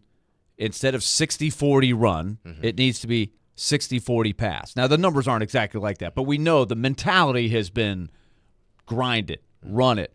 Do you think with now what you're seeing from Levis, it is going to be more of a modern offense? Yeah, it's going to be more what we see today. And this is why I said that last game, I give it all to Tim Kelly and the quarterback. I'm not taking anything away from the head coach, Mike Vrabel, but we saw what I think Tim Kelly envisions this offense to be. We saw it this past weekend. And that's what we want to see more. You got a big arm quarterback. You're slowly bringing him along this year. You hope when the offseason, we just going to tackle the playbook. We're going to tackle watching all the film of this prior year so you can know and understand defenses. But the league is, we got to start throwing the football. And I'm not saying it needs to be 80-20, but this is a passing league. We play great defense, and we can run the football if we want to, but we need to be able to pass. The Titans have shown they can run the football. They hadn't shown they can pass consistently every game, and that's what they need to prove moving forward with this new quarterback. And I'm with you. You need to start evolving with the league. Exactly, yes. I think you can still do that with Derrick Henry. You can, but he can't be – okay. You can, but you can't make him the focal point. If you make him the focal point, you're not advancing with the NFL. You're not. Why? Because you got to give him the ball 25 to 30 times, especially now because he needs to get ramped up. And I think we're out of that era now. Yeah, I think it's already very evident to me that they're moving out of that phase. And it's beneficial to Derrick Henry too, and because Henry now I don't get beat up every game. Yeah, he's been effective. Yeah. Let's get back into your phones. Phone lines driven by WilsonCountyHyundai.com. Wes in Hermitage is on the line. What's up, Wes? Oh, good afternoon. How are y'all doing? Good. Well. We normally start with a dad joke, but today I'm just going to start with this. Whoever it was that stole my my copy of Microsoft Office, I am going to find you because you have my word. Somebody stole your coffee? No. The copy of Microsoft Office got stolen. And I said, I'm going to find them because they have my word. Oh. Yeah, a little over your head there. I knew you snuck it in because you said you wasn't going, but then you snuck it in. Sneak attack. There you go. I got 2 questions for you. I'm going to ask the funny one first because I don't think that you're going to even take any consideration into this. But what would it do for everybody at 102.5 to get you to visit with Caroline and Jared on Wednesdays for Jared versus D-Mase? I don't want no pressure. I don't want my blood pressure high, okay? I don't even think Caroline does either. I don't want my blood pressure. Of course I want D-Mase there. My blood pressure. No. Yeah. I didn't think you wanted to be a part of. I'm giving you a hard time. Oh, it's a peak of my week. I'll tell you that. But my real question makes you feel is, alive. I know. I keep seeing it's pretty obvious Belichick's not going to be back as the Patriots coach next year. But I keep seeing this weird stuff, and I can't find any kind of source or sources on it. But there's a lot of talk that, like, Belichick wants to come to the Tennessee Titans and be a defensive coordinator for Now, where are you hearing this stuff, really? Twitter. It's just all social media, man. Like I said, social I'm not media, but like source. reporters on social media or just people just like throwing stuff, It's ideas really out of hard to figure out because some of these people have check marks that don't need check marks. Yeah, okay, you got so a point, 'cause okay, you got to that's buy still- your check marks okay, now. yeah. So, But I can't see him being a DC for Vrabel. I just feel like that's a DC for recipe Vrabel. disaster. Okay. Thank you for your call, Wes. I've seen some of those things floated around on Twitter, and I do think it's just people that are just throwing things around. Bill Belichick has a house in Nashville. Yeah. So I think that's where everybody's getting this idea. Bill Belichick's not going to come coach for the Titans. Nor should the Titans want Bill Belichick to come coach for them. He's under contract for the next year. For the next year. If he gets fired. If he gets fired. Yeah. But, I mean, listen. He's now our buddy Jimmy Shapiro just put out odds that he's the favorite to be the next Chargers full-time head coach. If I'm the Chargers, Jim Harbaugh to the Chargers. Either. So he's simultaneously the coach that's got odds to get fired and the favorite to get a job that just became open today that he couldn't get until next year because he's not fired. Yeah. It's crazy. There you go. I don't know. Let's get into one more phone call. Mike is on the line with a question for D-Mase. What's up, Mike? Hey, what's going on? Hey, D-Mase, really quick, man. I know you said that you don't like to stroke the egos of these wide receivers, but I think that's why you would be a great coach is because you've been in the NFL, you've had a ton of success, and kind of like Vrabel, he doesn't. I don't think Vrabel strokes anybody's egos, and that's why a lot of players respect him because he has a lot of success. So, anyways, I'll leave that there. But my question is, do you believe that Derek has at least a couple more 1,000-yard seasons in him if they had a better offensive line, even slightly better? Because right now I believe we're one of the worst. And then second off, do you think that Tajay Spears is a 200 to 300 touchback? Because I'm going to tell you right now, I don't think he is. And I know we haven't seen him do it, but he's a small guy. And, there's very little running backs in this league that I've seen as of late, like, Christian McCaffrey or somebody who can get that heavy workload and stay healthy consistently. So do you really think he's that capable of doing that? And I'll just leave that there. Thanks for your call, Mike. For the call, Mike. And it's a fair question in regards to Tajay Spears, but I don't think. Listen, Tajay Spears is not as small as what y'all think he is. He's over. He's a thicker guy. He's not 6'2", 6'3", like Derrick Henry. He's about 5'10", 5'11", but he's a thicker, tougher individual. Not all backs are Derrick Henry. There's not many backs in the NFL that is 6'1", 6'2". The running backs usually range from 5'8" to right around 6 foot, somewhere around there. Stocky. Between that 200 and 230. I wouldn't want Tajay Spears to run the ball, 300 times a season. I wouldn't want that. Hell, I don't want it for Derrick Henry anymore because it just beats your body up. But do I think and believe Derrick Henry can be a 1,000-yard back in this league? Yes, I think he still can. You get you a better line. But just, again, I'm all about some people just, if you're looking at it, you look at the numbers, oh, he's a 1,000-yard back, great. But not all 1,000 yards are created equal. Right. They're not. 1,000 yards in and of itself is not the end game. Exactly. The end game is being able to, be explosive, being able to grind out the clock, being available. And if you're available every game and you are a good back in this league with a good offensive line, you should get over 1,000 yards because now you got an extra game to do it. So I don't look at it from the standpoint of Derrick Henry 1,000 yards because, he's damn near 1,000 yards now. Yeah, he's got to get his 1,000 so yards he's going to sure. But has that made the offense, any better than what they were last year? No, it hasn't, honestly. And that's not saying it's Derrick Henry's fault. I'm just saying the 1,000 yards now isn't the end-all, be-all. Just like the more talented guy versus the numbers guy. Just because you got a lot of numbers doesn't mean you're more talented than the next guy over there. Let's get into more questions for D-Mase coming up next. Caroline, Willy, D-Mase, 102.5, 106.3 The Game.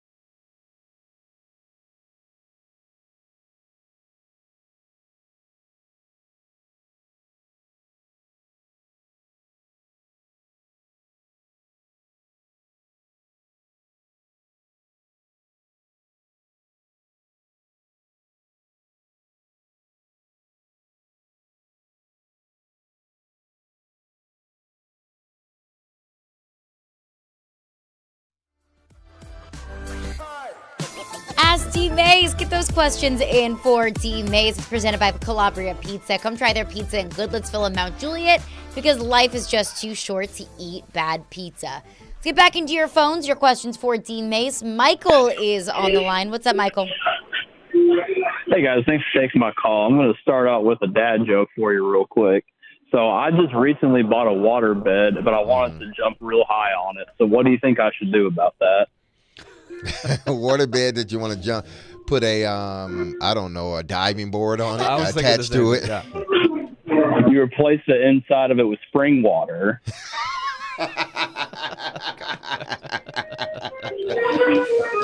Okay, that was a good one. That was a good one. You think you've heard all the dad jokes. Awesome. Here comes another one. Well, go ahead. What's Never your question? gonna run out.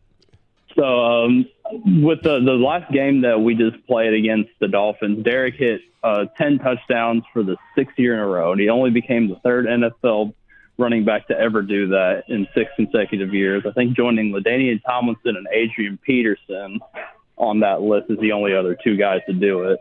So with that being said, what do you think that he needs to do to officially cement himself as a Hall of Famer if he's not already there? And do you think that do you think he's already there, for one? If not, what else should he have to accomplish in his career? Because he's real close to 10,000 yards and he's close to 100 total touchdowns. Yeah, thanks for your call, Michael. What is it that Derrick Henry needs to do? I think one thing that would help, just in general, if they can find a way to re-sign him here. He doesn't need, if they do re-sign him here, he doesn't need to be the main guy. But I think it looks a little bit different when you remain with the team that you started with, and then you retire, and then people know, like, okay, we seen him at his best, we seen him sort of decline a little bit. He still had, but when you go to another team, the priority, isn't the same as it was when you're with your original team, the Titans. They don't look at you the same. They don't,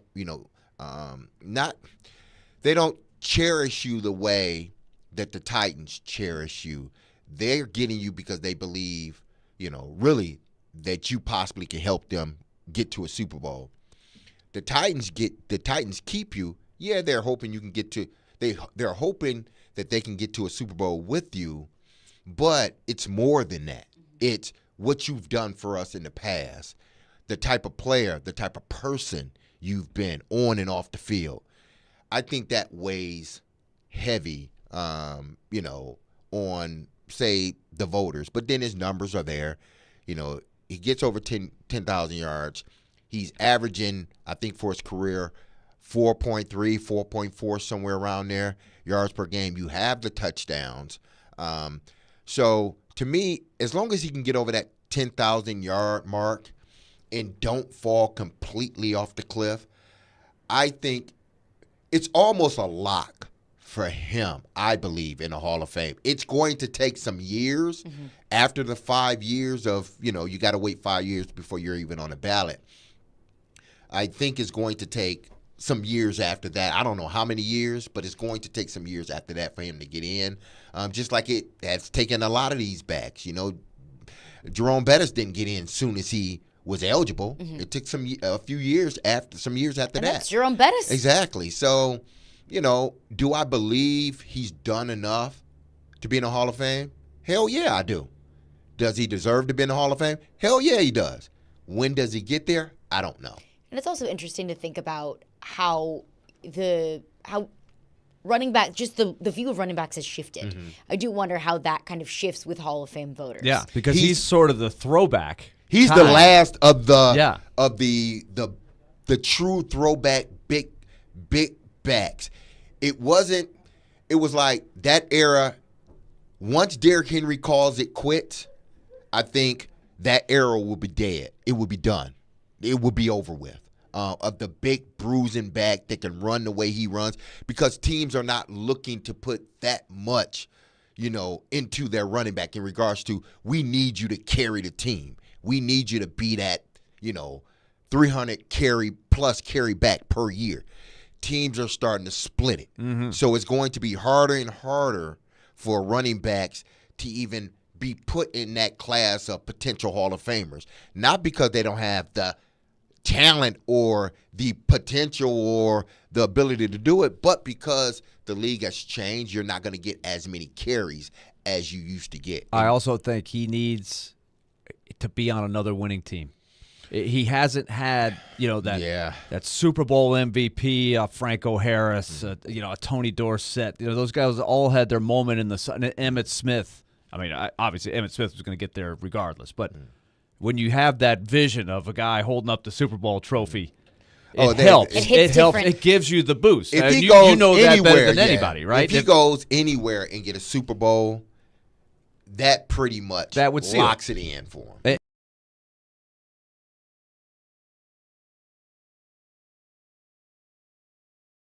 Separate you like a Frank Gore, right? And so I think if he continues to, if he were to stop after this year, then I think it's pretty borderline. As great as he's been, because you start looking at all these other things, it's harder to get in there, right? Because every 10 years that goes by, there's a whole other decade of people you're considering.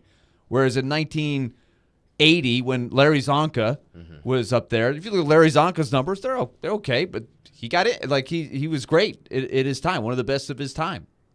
Yeah, I think if he gets to 10,000 yards, that leads to longevity that running but backs Eddie just George has don't got have 10,000 these yards. Yeah. And he's not in there. And it's taken him a long time to even get to a semifinal. Right. And he should be. And I do think 10,000 yards in the 2020s. How much different does that look That's than a good maybe point. Yeah, very good point. in the 90s? Appreciate everyone for their questions for D-Mase. Join Jared Stillman, Chris Sanders, and D-Mase at Teddy's Tavern this Sunday from 9:30 to 11:30 a.m. for our NFL pregame show. They'll break down the Titans' Week 15 matchup against the Texans and give you the latest updates before the game. Our NFL pregame show is presented by Parman Tractor and Equipment and Beast Unleashed.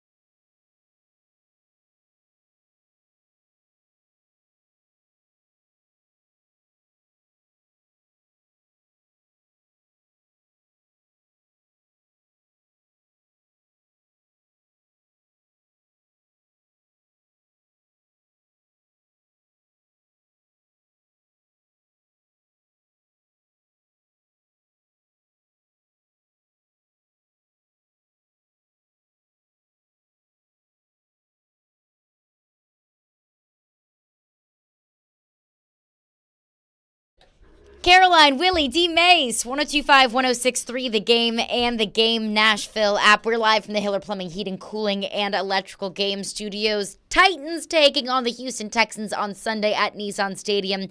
Aaron Wilson, who covers the Houston Texans for KPRC in Houston, will join us in just about 30 minutes. This coming in just a few minutes ago from Ian Rappaport. CJ Stroud is not practicing today and will not play Sunday. Probably as expected, but now it's official. Yeah. And it doesn't look like Will Anderson is going to play. Mm-hmm. Does not look like Will Anderson is going to play. Huge player. No, I haven't seen an update yet about Nico Collins, but I think that CJ Stroud is the biggest one. That's huge for the Texans. Now, look, Davis Mills is a fine backup. Mm-hmm. He's been starting in Houston for the last few years. Maybe that's not the best thing because the Texans have been so horrible the last few years. Davis Mills is a guy that can beat you if you let him. But with CJ Stroud being out, one, I'm sad that we won't get Levis and Stroud on Sunday. I think that we have plenty of years. It would be a good thing for both the Texans and the Titans if you get plenty of years of Levis versus Stroud on Sundays moving forward over the next few years. But now with no CJ Stroud out, that adds a lot of expectation to the Titans and what they can do on Sunday. Rightfully so. Yeah. Starting quarterback's out. That's a game that you probably should win. Mm-hmm. But that, combined with Monday night and the win and how everyone in the football world is talking about you and your quarterback, intriguing to see how they respond to it. Yeah, it is. I need to see, for me, not just, and we talked about this earlier, it's not just C.J. Stroud being out, even though that's big for Houston. But I do believe they still believe they can win this.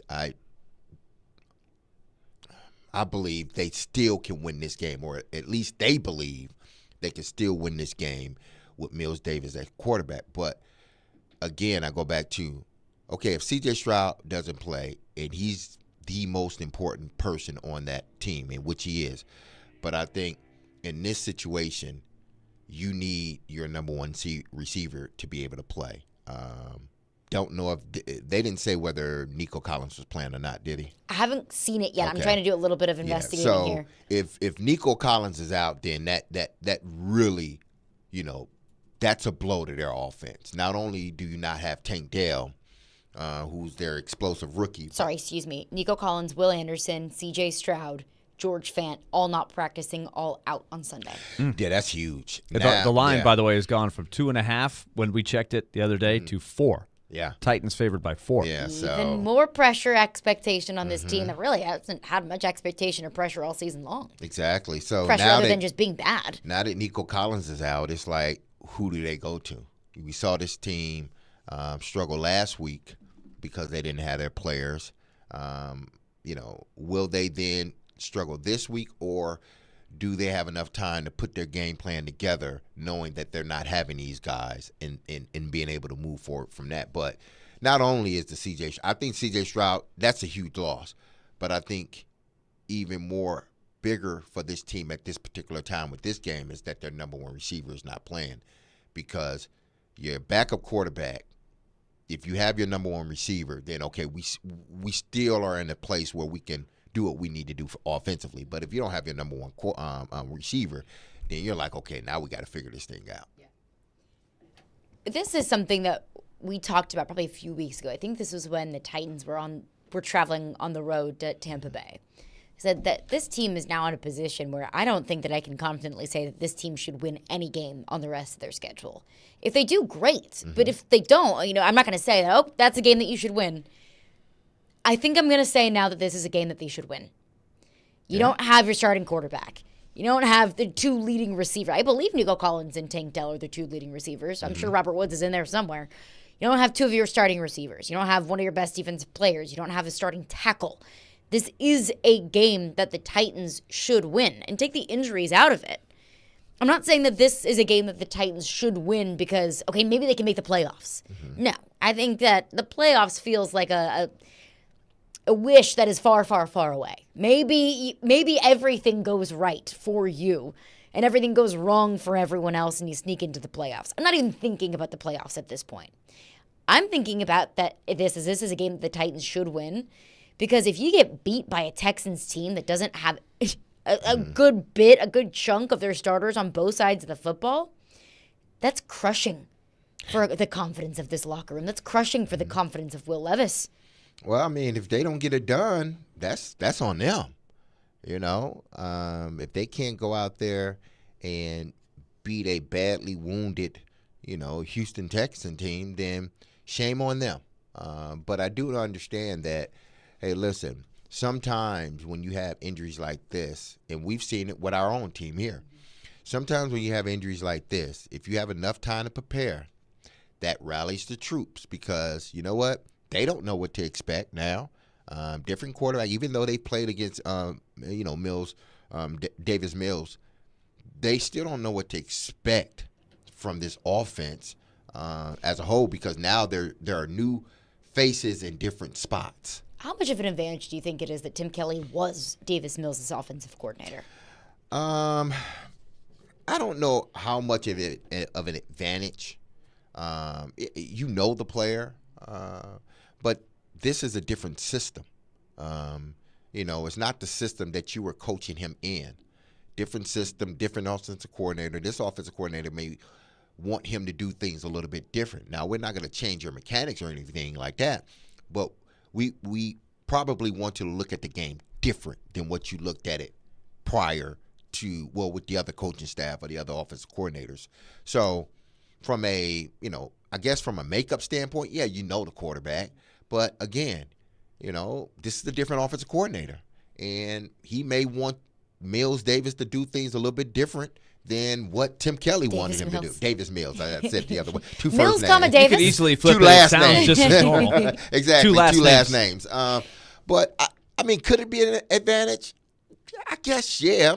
But, hell, players go to different teams and coaches different teams. And that's why I struggle saying that's exactly. I can look at it like, hey, I know your tendencies a little bit, but I can't say, we know all your secrets now. So gotcha. Does he know them? Yes, but these are different circumstances, right. Are you willing to say that this is a game that they should win? Should win? No. I'm not going to say it's a game they should win because, again, this is a team that struggled all year, and it took for heroics at the end of the game, the last two possessions for them to win last week because it was almost to a point where it's about to get embarrassing. Against a much better team. Yeah, much better team. So this is it. They should. Do they need to win? Yeah, they need to win, but I'm not going to sit here and say they should win because I know that in this league, sometimes when you have injuries, you may think is a minus, but it ends up being a plus. Let's not forget the Titans are still playing without their best player. Yeah. Jeffrey Simmons. Exactly. He's not playing. That's huge. A should win. This team is never a should win for me. I was pleasantly surprised of the win out of left field on Monday. Great performance, but I'm not ready to say they've turned a page. Every week is a new week. I'm intrigued with the opportunity to see what could happen here. It's pretty interesting. There's some teams that are hurting right now. Both literally and figuratively. If they win and they give Houston a loss and they have another head-to-head shot at Houston, the standings are going to get bunched up here. It's pretty crazy when you get down to it. They need Indianapolis to lose out for them to solidify some sort of playoff spot because they have the head-to-head win over the Chargers and Cincinnati. So think about that for a second. And Miami. I can't even talk about the playoffs. No, I cannot in good faith talk about this team making the playoffs. That's why I'm saying you got to hesitate before you say should win. I think I'm focused on what do I see from Chig? What do I see from Spears? What do I see from Duncan? What do I see from Levis? Can I see anything from Burks on an improvement? That's the more important question than whether they win or not. Individual development at this point, I would say yes, especially with the young guys, because that was really my biggest takeaway from Monday night was look at how good Will Levis looked. That's what makes me so much more encouraged about what he can be, how he can lead this team in the future. So yes, absolutely. And continue to play hard, play with spunk, show your coach and the coach show everybody else that they're still playing together, like they're trying to get somewhere. And is despite that enough the to setbacks. beat a bunch of backups? That whether it is or not, I just want to see that they're moving in a direction that is prepared for a big off season. A big off season.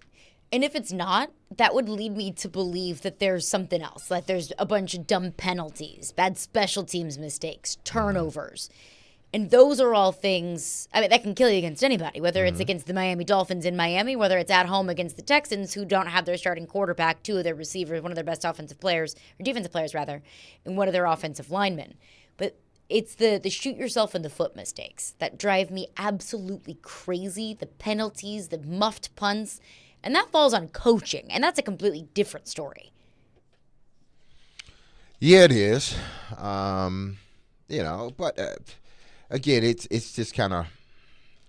I try to look at this game, from the perspective of, okay, if I was, in this locker room, either locker rooms, how would I feel and what would I be thinking? Okay, they got some injuries over here. Well, that does nothing for me. I'm an offensive guy. The defense probably more overjoyed than anybody, that Stroud and Dale and Collins, those guys are not playing. But as an offensive player, what am I thinking? Because it seems like other than Will Anderson, everybody's still intact for their defense. So what am I thinking as an offensive player? Well, just do my job. Go out there and do my job. That's all you can do. And let everything sort of take care of itself, because you never can go in, underestimating a wounded team. Maybe that's what Miami did last week to the Tennessee Titans. They underestimated this team and their abilities to come in here and play at a high level for that one game. I think Miami definitely, and if you watch the Hard Knocks, I think there was an emphasis from the coaching staff. Don't underestimate these. When you're saying that, you're kind of saying that this opponent's been kind of weak. We should kill these guys. And they were right. It was more about, hey, we got this great opportunity to play at home, and let's not blow that opportunity. But I don't think you got the best from the Dolphins. And especially with an injured Tyreek Hill, that offense is completely different without Tyreek Hill. I don't think that, because I totally hear you. This team is in no position to be underestimating anybody. Yeah. And if they are, shame on them. And you're going to get an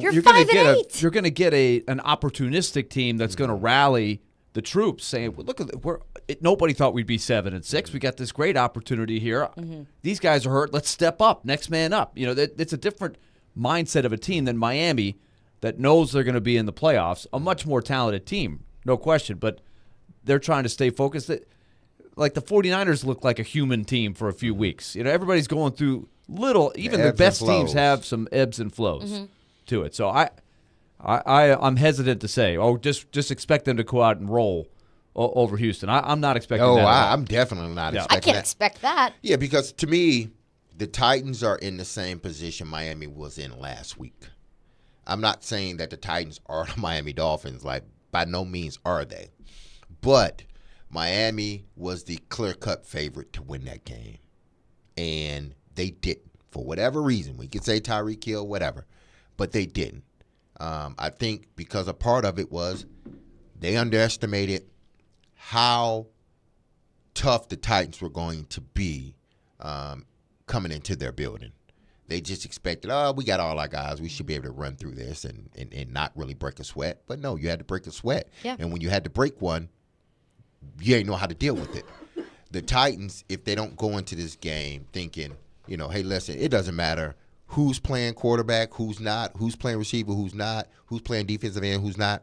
These are the things that we must do as a team. We need to be on point. We need to not have silly mistakes that are going to, push us back. No false start, pre-snap, post-snap penalties. We can't have them. Turnovers, we can't have them. Because if we do, we're going to end up being in the same position that Miami was. No, the Titans are not a 14-point favorite, but they are enough of a favorite to go along with their injuries, meaning Houston's, that people outside of Nashville just expect them to win this game. Like, you're supposed to win this game. And if they feel that same way, they may end up being in the same situation that Miami was last week. Yeah, and let's remember, too, when we got a rookie quarterback, the interception-worthy throws, right? Those, and he had. Yeah, he's had a lot. Not only were they worthy, they were intercepted. One of them was for a pick six. So there's always that with a rookie. You're going to have some ups and downs. There's going to be some schemes, regardless of who's in, who's out, and you can fall into traps with that. So this is, again, part of the growth process. How does he coming off a big game where everybody's talking about Will Levis, everybody's patting him on the back? How do you handle success? It's the next chapter. And I don't think we know enough to say, well, he's just going to come right back. He's going to have another great game. And that's what I want to see. We don't know. That's what I want to see. And I think there's a difference between should and expect. Like, should my boyfriend do his laundry today? Yeah. Do I expect it? Absolutely not. Like, come on, Dylan. Yeah, do your laundry. Job, Dylan. That's a little signal. Dylan, sending the bat signal out. Dylan, if you're listening, we're running out of time, dude. Like, I've been busy this week. How are we doing on detergent? We just swing by and get some detergent. Actually, do need some detergent. bounce. So Dylan, he has an excuse. Get the signal. Somebody's talking to Dylan. Now that you bring it up, Dylan, if you wouldn't mind. 2 for 1 at Sam's Club. We were just at Costco this week. Like, I should have put that on the list. I knew I was forgetting something. But that's the difference between you shouldn't expect. Like, should the Titans beat a team that's without their starting quarterback, without 2 of their receivers? Yeah, they should. But we're in a point with the Titans that we cannot expect very much from them. But I want to get into some of your phones before we chat with Aaron Wilson. He covers the Houston Texans for KPRC in Houston. Gene in Spring Hill says it's DJ Stroud, not DJ Shroud. Actually, no, it is CJ Stroud. Yeah, CJ Stroud. I don't know who DJ Stroud is. I don't know who that guy is. Mike Texan says it would be so much like the Titans to lose this game, and it's so true. Yeah, it is true. It is true. That's why I said they can't walk in here thinking just because they have injuries at key spots that, okay, we're just going to walk in here and we're going to beat this team, because it's not that way. Yeah. Don't fall into the trap. No. They have not won consecutive games, correct? No, they haven't. And you got to go back. Because they haven't played consecutive games way at home. since they've done that. Yeah. It is at home, but I think the special teams blunders of 2023 against the Indianapolis Colts may have done something about that. Dylan texted, "Holy hell, I'm dating Caroline." Different Dylan. Different Dylan. Different Dylan. You're like, wait, whoa, Emma? That's a good try, though. It's a good try. Jeff in Hendersonville texts in, says they still have got Robert Woods. That's funny. John Mechie and Xavier Hutchinson. Houston is deep at wide receiver. Houston is deep at wide receiver, but what Tank Dell and Nico Collins have done for this team so far. And maybe there's one of those guys. Maybe Robert Woods coming back to his old stomping ground. Woods, revenge game. Revenge game from Robert Woods. Don't forget about Noah Brown. Noah Brown's a good player. How mad would Titans fans be if Robert Woods comes in and has a 100-yard game with Davis Mills throwing him footballs? I don't know. I don't know how mad they could be. I mean, I didn't expect him to get things done here in Nashville. Everybody else expected. I didn't expect it because it's not that I don't think he's a good player. I think Robert Woods is a good player. The Robert Woods that was in L.A., hell of a player. But we got the Robert Woods that's coming off a knee injury. And I don't understand why people didn't realize that as a receiver, when you have a knee injury, it's going to take you a full year after you come back to really get yourself back to where you believe you can go out here and not even think about it. And Robert Woods was just slow. And a lot of it, I think, had to do with the knee injury. And he was dropping balls too. I just don't think he was comfortable last year with this team and in this offense, and had, coming off a knee injury. I just don't think he was comfortable. He's in a much better place for him because he doesn't have to be the guy. Right. He's just, a third or fourth wide receiver, come in, make some catches, get out. So we'll see how he performed when he has to be the guy once again this week. Coming up next, we'll chat with Aaron Wilson. He covers the Houston Texans for KPRC in Houston. Interested to hear his perspective, the Houston side of things, of all of these injuries. We know it. We've been there with the Titans. So we'll chat with him coming up next. Hey, make your silly underdog picks for your chance to win weekly prizes. You can play at theGameNashville.com or the 1025 The Game app. Silly Underdog Picks is presented by Volunteer Hose and Gasket.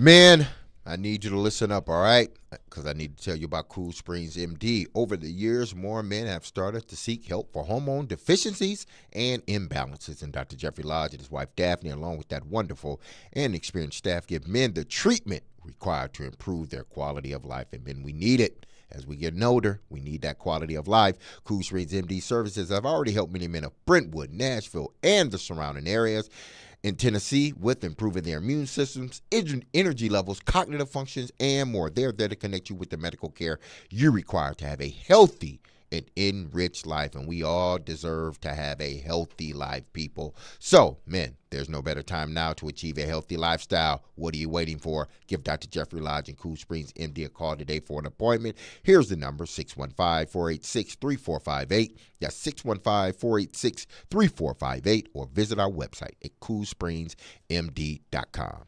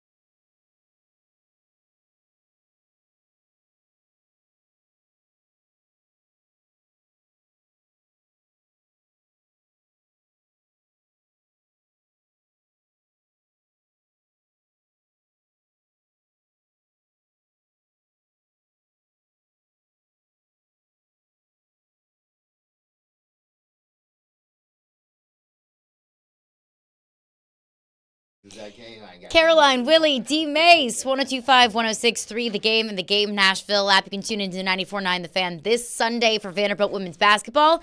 The Commodores will be at home against Lipscomb. Tip-off is at 1 p.m. and pregame begins at 12:45 p.m. Coverage is also available on the 94.9 The Fan app and at 949thefan.com. Titans hosting the Houston Texans this weekend, wearing the Oilers throwbacks, and joining us to break it all down is Aaron Wilson. He covers the Houston Texans for KPRC in Houston. Aaron, appreciate you for joining us. Got the news today that CJ Stroud, Nico Collins are both out on Sunday. I want to focus in on what that means for the Texans not having CJ Stroud. Right. It subtracts a really dynamic quarterback. He's got a lot of arm talent. Not having CJ is a game changer for them. And so CJ he's in the concussion protocol and he's made some progress, but he's barely been here at the facility all week, and it's just, they're going to emphasize his safety and long-term health as they should. With him out, there's a difference in the offense with the kind of throws they make, and he's able to do off-script and really create passing lanes. A lot of times there are things that he's getting to this second and third progression where other quarterbacks are more first read. And without Nico, it subtracts a 6'4", 215-pound wide receiver, runs a 4.4, already has 1,000 yards and 60 catches and 6 touchdowns. And he made progress too, but his calf strain, just like it did earlier in the year, is going to sideline him for this week. And they hope he can get back out there next week. None of this has been made official. This is what I'm reporting. Right. They'll have their injury report in a couple hours. Aaron Wilson is with us. He covers the Houston Texans for KPRC in Houston. So no Nico Collins. And, of course, Tank Dell will be out for the rest of the season after suffering an injury this past week. You got Noah Brown, Robert Woods. Robert Woods, a guy that we know here in Tennessee with a lot of experience in the league. What do you expect to see from those guys? I think they'll be okay. I would hope they would play better than they did against the Jets. They tried to target Noah 5 times. That was with CJ, 0 for 5 on targets last week. And he'd had some really good games for them, and then he suffered a knee contusion, missed a few games, and he hasn't gotten back on track since coming back from the injury. So we haven't seen it from him in 3 or 4 weeks where he was playing well. So it's been a while. He had those giant games, and means he's capable of it. I know he feels better this week. I would say, I'm iffy on whether he's going to be a big producer. And then John Mechie III, they tried 5 targets with him, only 1 catch. Last week, Robert Woods, 3 targets, 1 catch for -2 yards. So they were all bad against the Jets, including CJ. CJ was outplayed by Zach Wilson, of all people. They're coming off of a really disappointing performance that has damaged their playoff outlook. And now they're really shorthanded against the Titans, who are a physical football team and capable of beating anybody or losing to anybody, and more often than not they lose, but they are still, a tough, hard-nosed team in the Mike Vrabel, mold, and they got DeAndre Hopkins. They got a strong-arm quarterback in Will Levis. It's a tough game for the Texans. We'll talk with Aaron Wilson, KPRC there in Houston, discussing this upcoming matchup between the Houston Texans and the Tennessee Titans here in Nashville. Aaron, not only is there a possibility, it's more likely than not, that they won't have their starting quarterback, both of their starting receivers, but you look on the defensive side of the ball, and the injury to their first-round pick, Will Anderson? Yeah, Will Anderson, excuse me.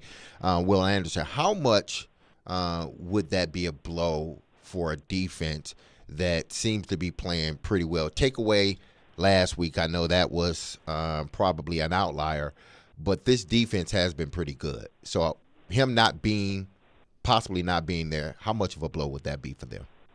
It's significant, and he won't be there. He's in a walking boot with a high ankle sprain, so it may not just be this week. It may be multiple weeks for Will Anderson Jr., and they reported earlier in the week that he would miss this game and maybe longer. They're not going to have their starting linebacker, Blake Cashman, strained his hamstring, their leading tackler. It's tough. You got to play Derrick Henry. Will is an interesting guy because he's probably a better run stopper and edge setter even than his pass rushing, which is very good. He's always winning high numbers in pressure rate. He's got 5 sacks. He's got a lot of quarterback hits. He's not a best finisher. That'll come. He's a rookie. He's, a really young player, 3rd overall pick. Not having him, it's a big deal. Their best pass rusher has been not Will, but Jonathan Grenard, who is healthy, and he just hit the 10-sack milestone last week.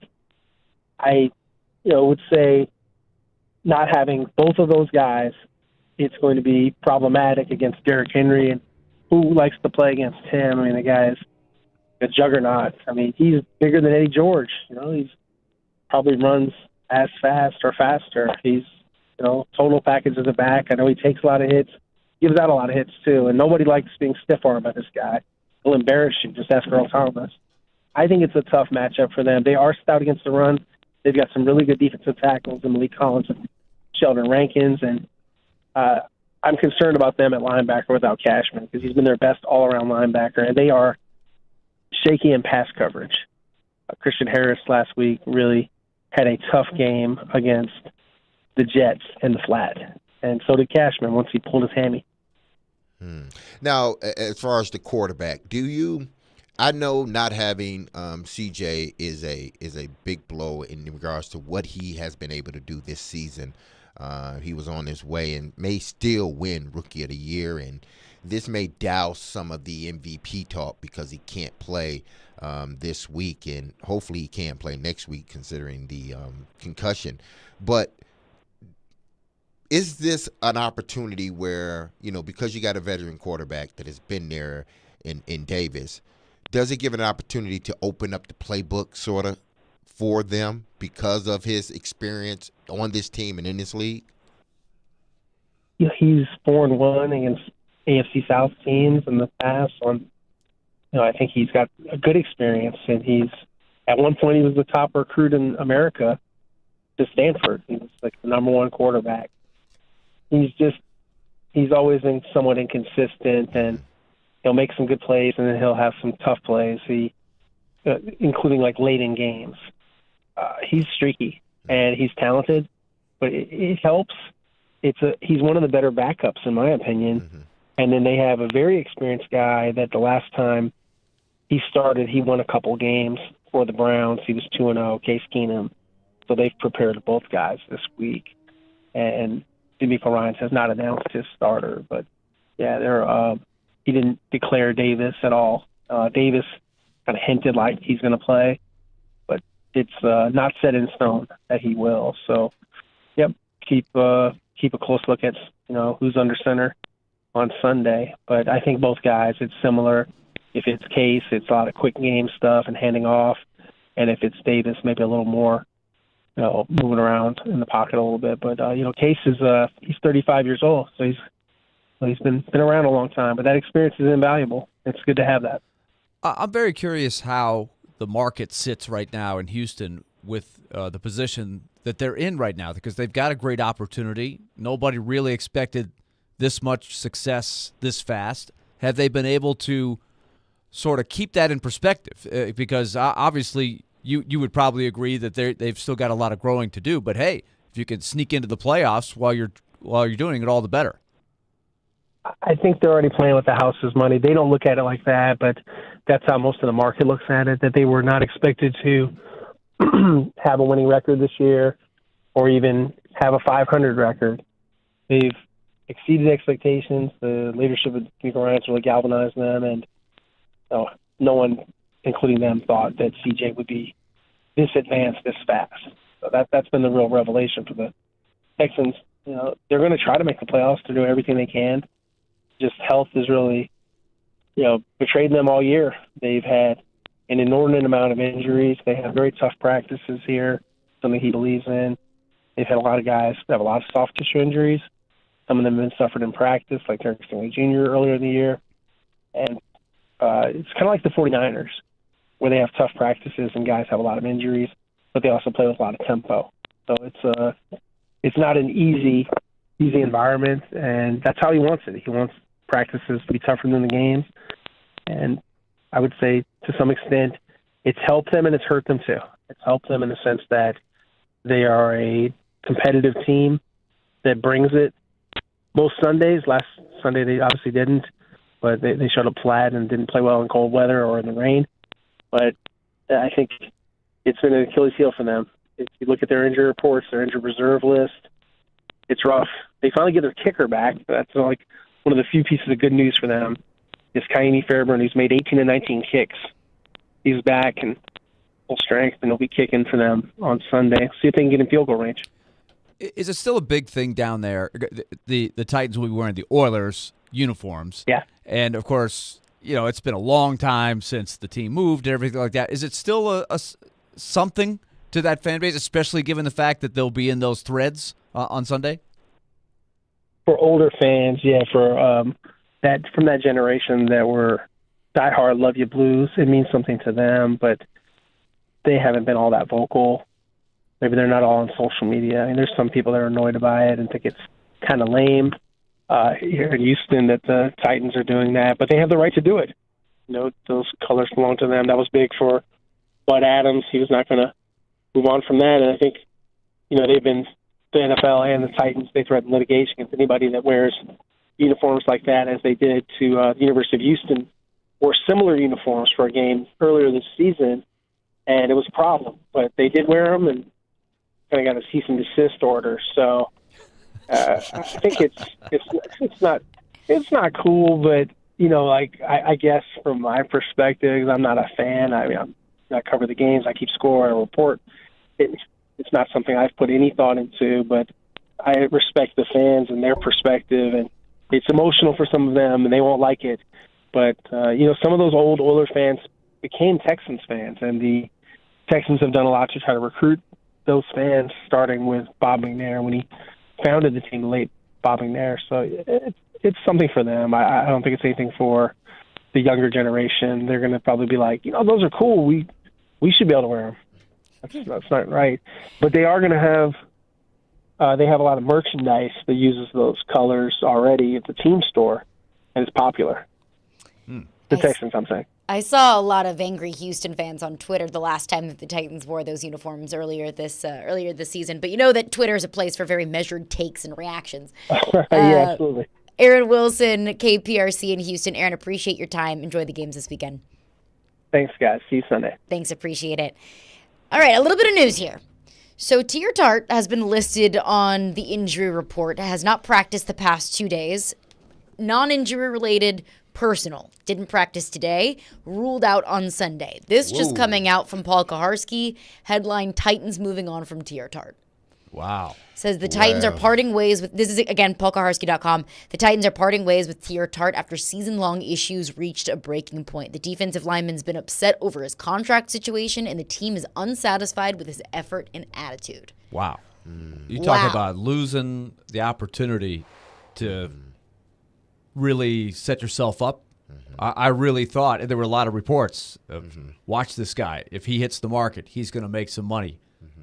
And now here we are. I still think he's going to make some money. It's just unfortunate. Wonder what truly happened in that, in the midst of things. Why was he so unhappy? Were they not even talking contract negotiations? Or were the contract negotiations not what he wanted? Exactly. Because, this wasn't a problem at the beginning of the season, right? I don't think it was. Think so. He was one of Vrabel's guys. Yeah. But remember, before Baltimore, right? Frank Wilson said, look, I don't want to talk about Tier Tart right now. And that was really kind of the beginnings of some questions. And then Tier Tart, the tweets in Baltimore, I forgot exactly what he said. Like, who's laughing now? Something basically mocking the team. Deleted the tweet. Yeah, I mean, there was been some stuff. Yeah. And then he's been hurt. So his... I wonder if has he truly been...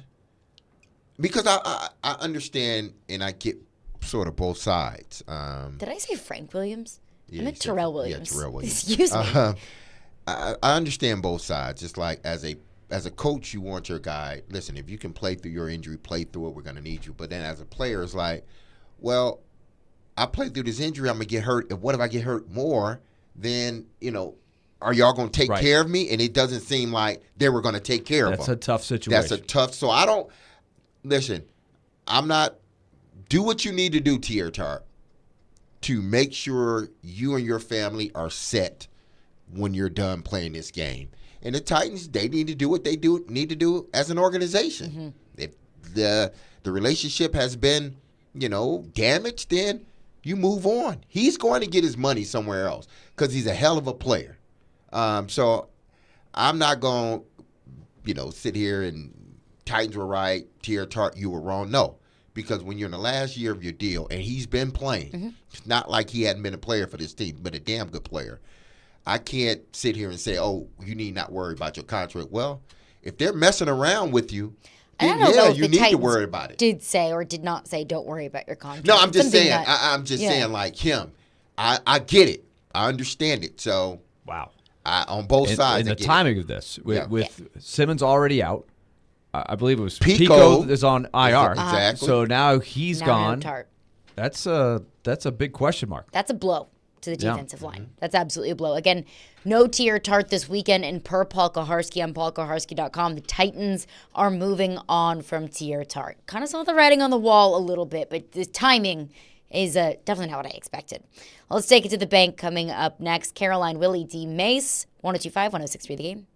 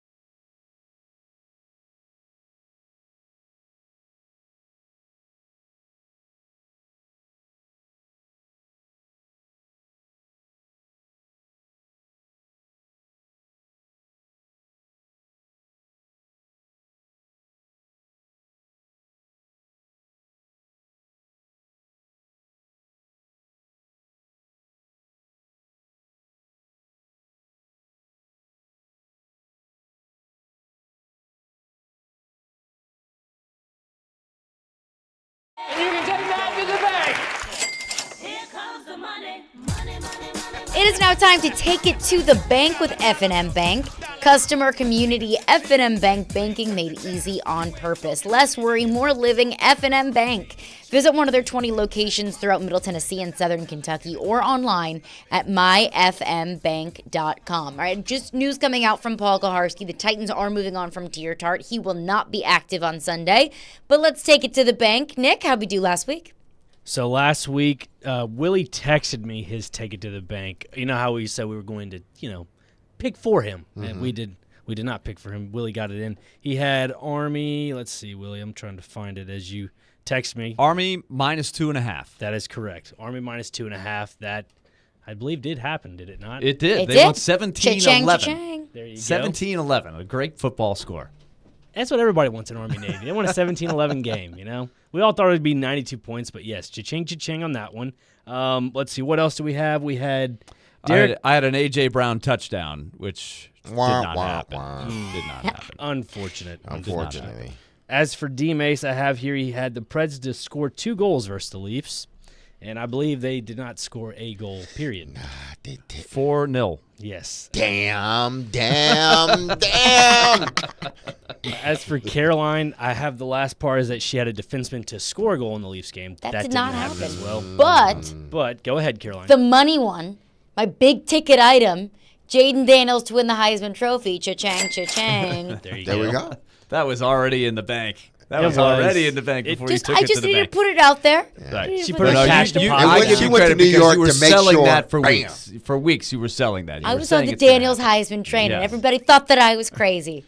She had to go Maybe to New you're York the crazy to make one. sure he had Nah, the Wiseman. I believe I'm the crazy one. I chose Tyreek Hill to get 200 yards and, a touchdown. That did not could have happen. happened. It could have, but it didn't.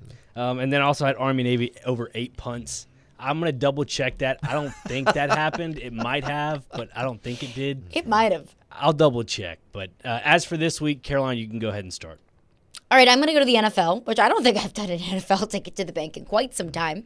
I'm going to take Tony Pollard, anytime touchdown scorer at Buffalo on Sunday. Wow. Quite unique. Thank you. Quite unique. Thank you. Tony D-Mase? Pollard, an anytime touchdown. It's going to be icky weather in Buffalo. It's going to be raining. Haven't seen a ton from Tony Pollard in the last couple of weeks. I think it's a Tony game. Okay. For me this weekend, I'm going to go with hockey, Predators. I'm going to stay on the Philip Forsberg train. I think he has at least 2 points this weekend. 2 points. Now, are you talking about so at least 1 point this weekend? So you got 2 games. Yeah, two games. games. Yep. So at least 2 points in the 2 games. All right. Okay. Not too shabby. Go ahead.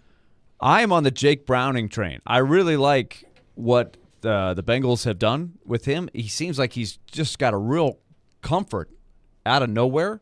The Bengals are back in this thing. They're favored by just 3 against the Vikings. That looks good to me. I like the Bengals -3. Okay. Against the Vikings. You're on the Bengals bayou, Chuck. I like I that. like it. That's not bad. As for myself, I'm sticking with the Titans. I'm going to go Will Levis to throw for 3 touchdowns and Love You Blues. And I'm going to go out and say it. D-Hop has another 2-touchdown game. I'm just going to say it. You gotta get like 30 points if you get that. If My that all goes predictions, right. they're going to score 31 points this weekend. 31 points. Yeah, I'll put that in my ticket at the bank. Yeah, 31 points. I like it. Okay. Might as well throw whatever else in there. This team might make the playoffs for all I care. This team might win the heck. Super Bowl. There we go. Easy, Caroline. I'm not Throw it that all crazy. out there. Your Might as predictions, well. predictions for the Titans. Go ahead, very quickly. I'm going to. Do you have one? No, go ahead. Ooh. I'm going to take the Titans to win at 24-21 on a walk-off field goal.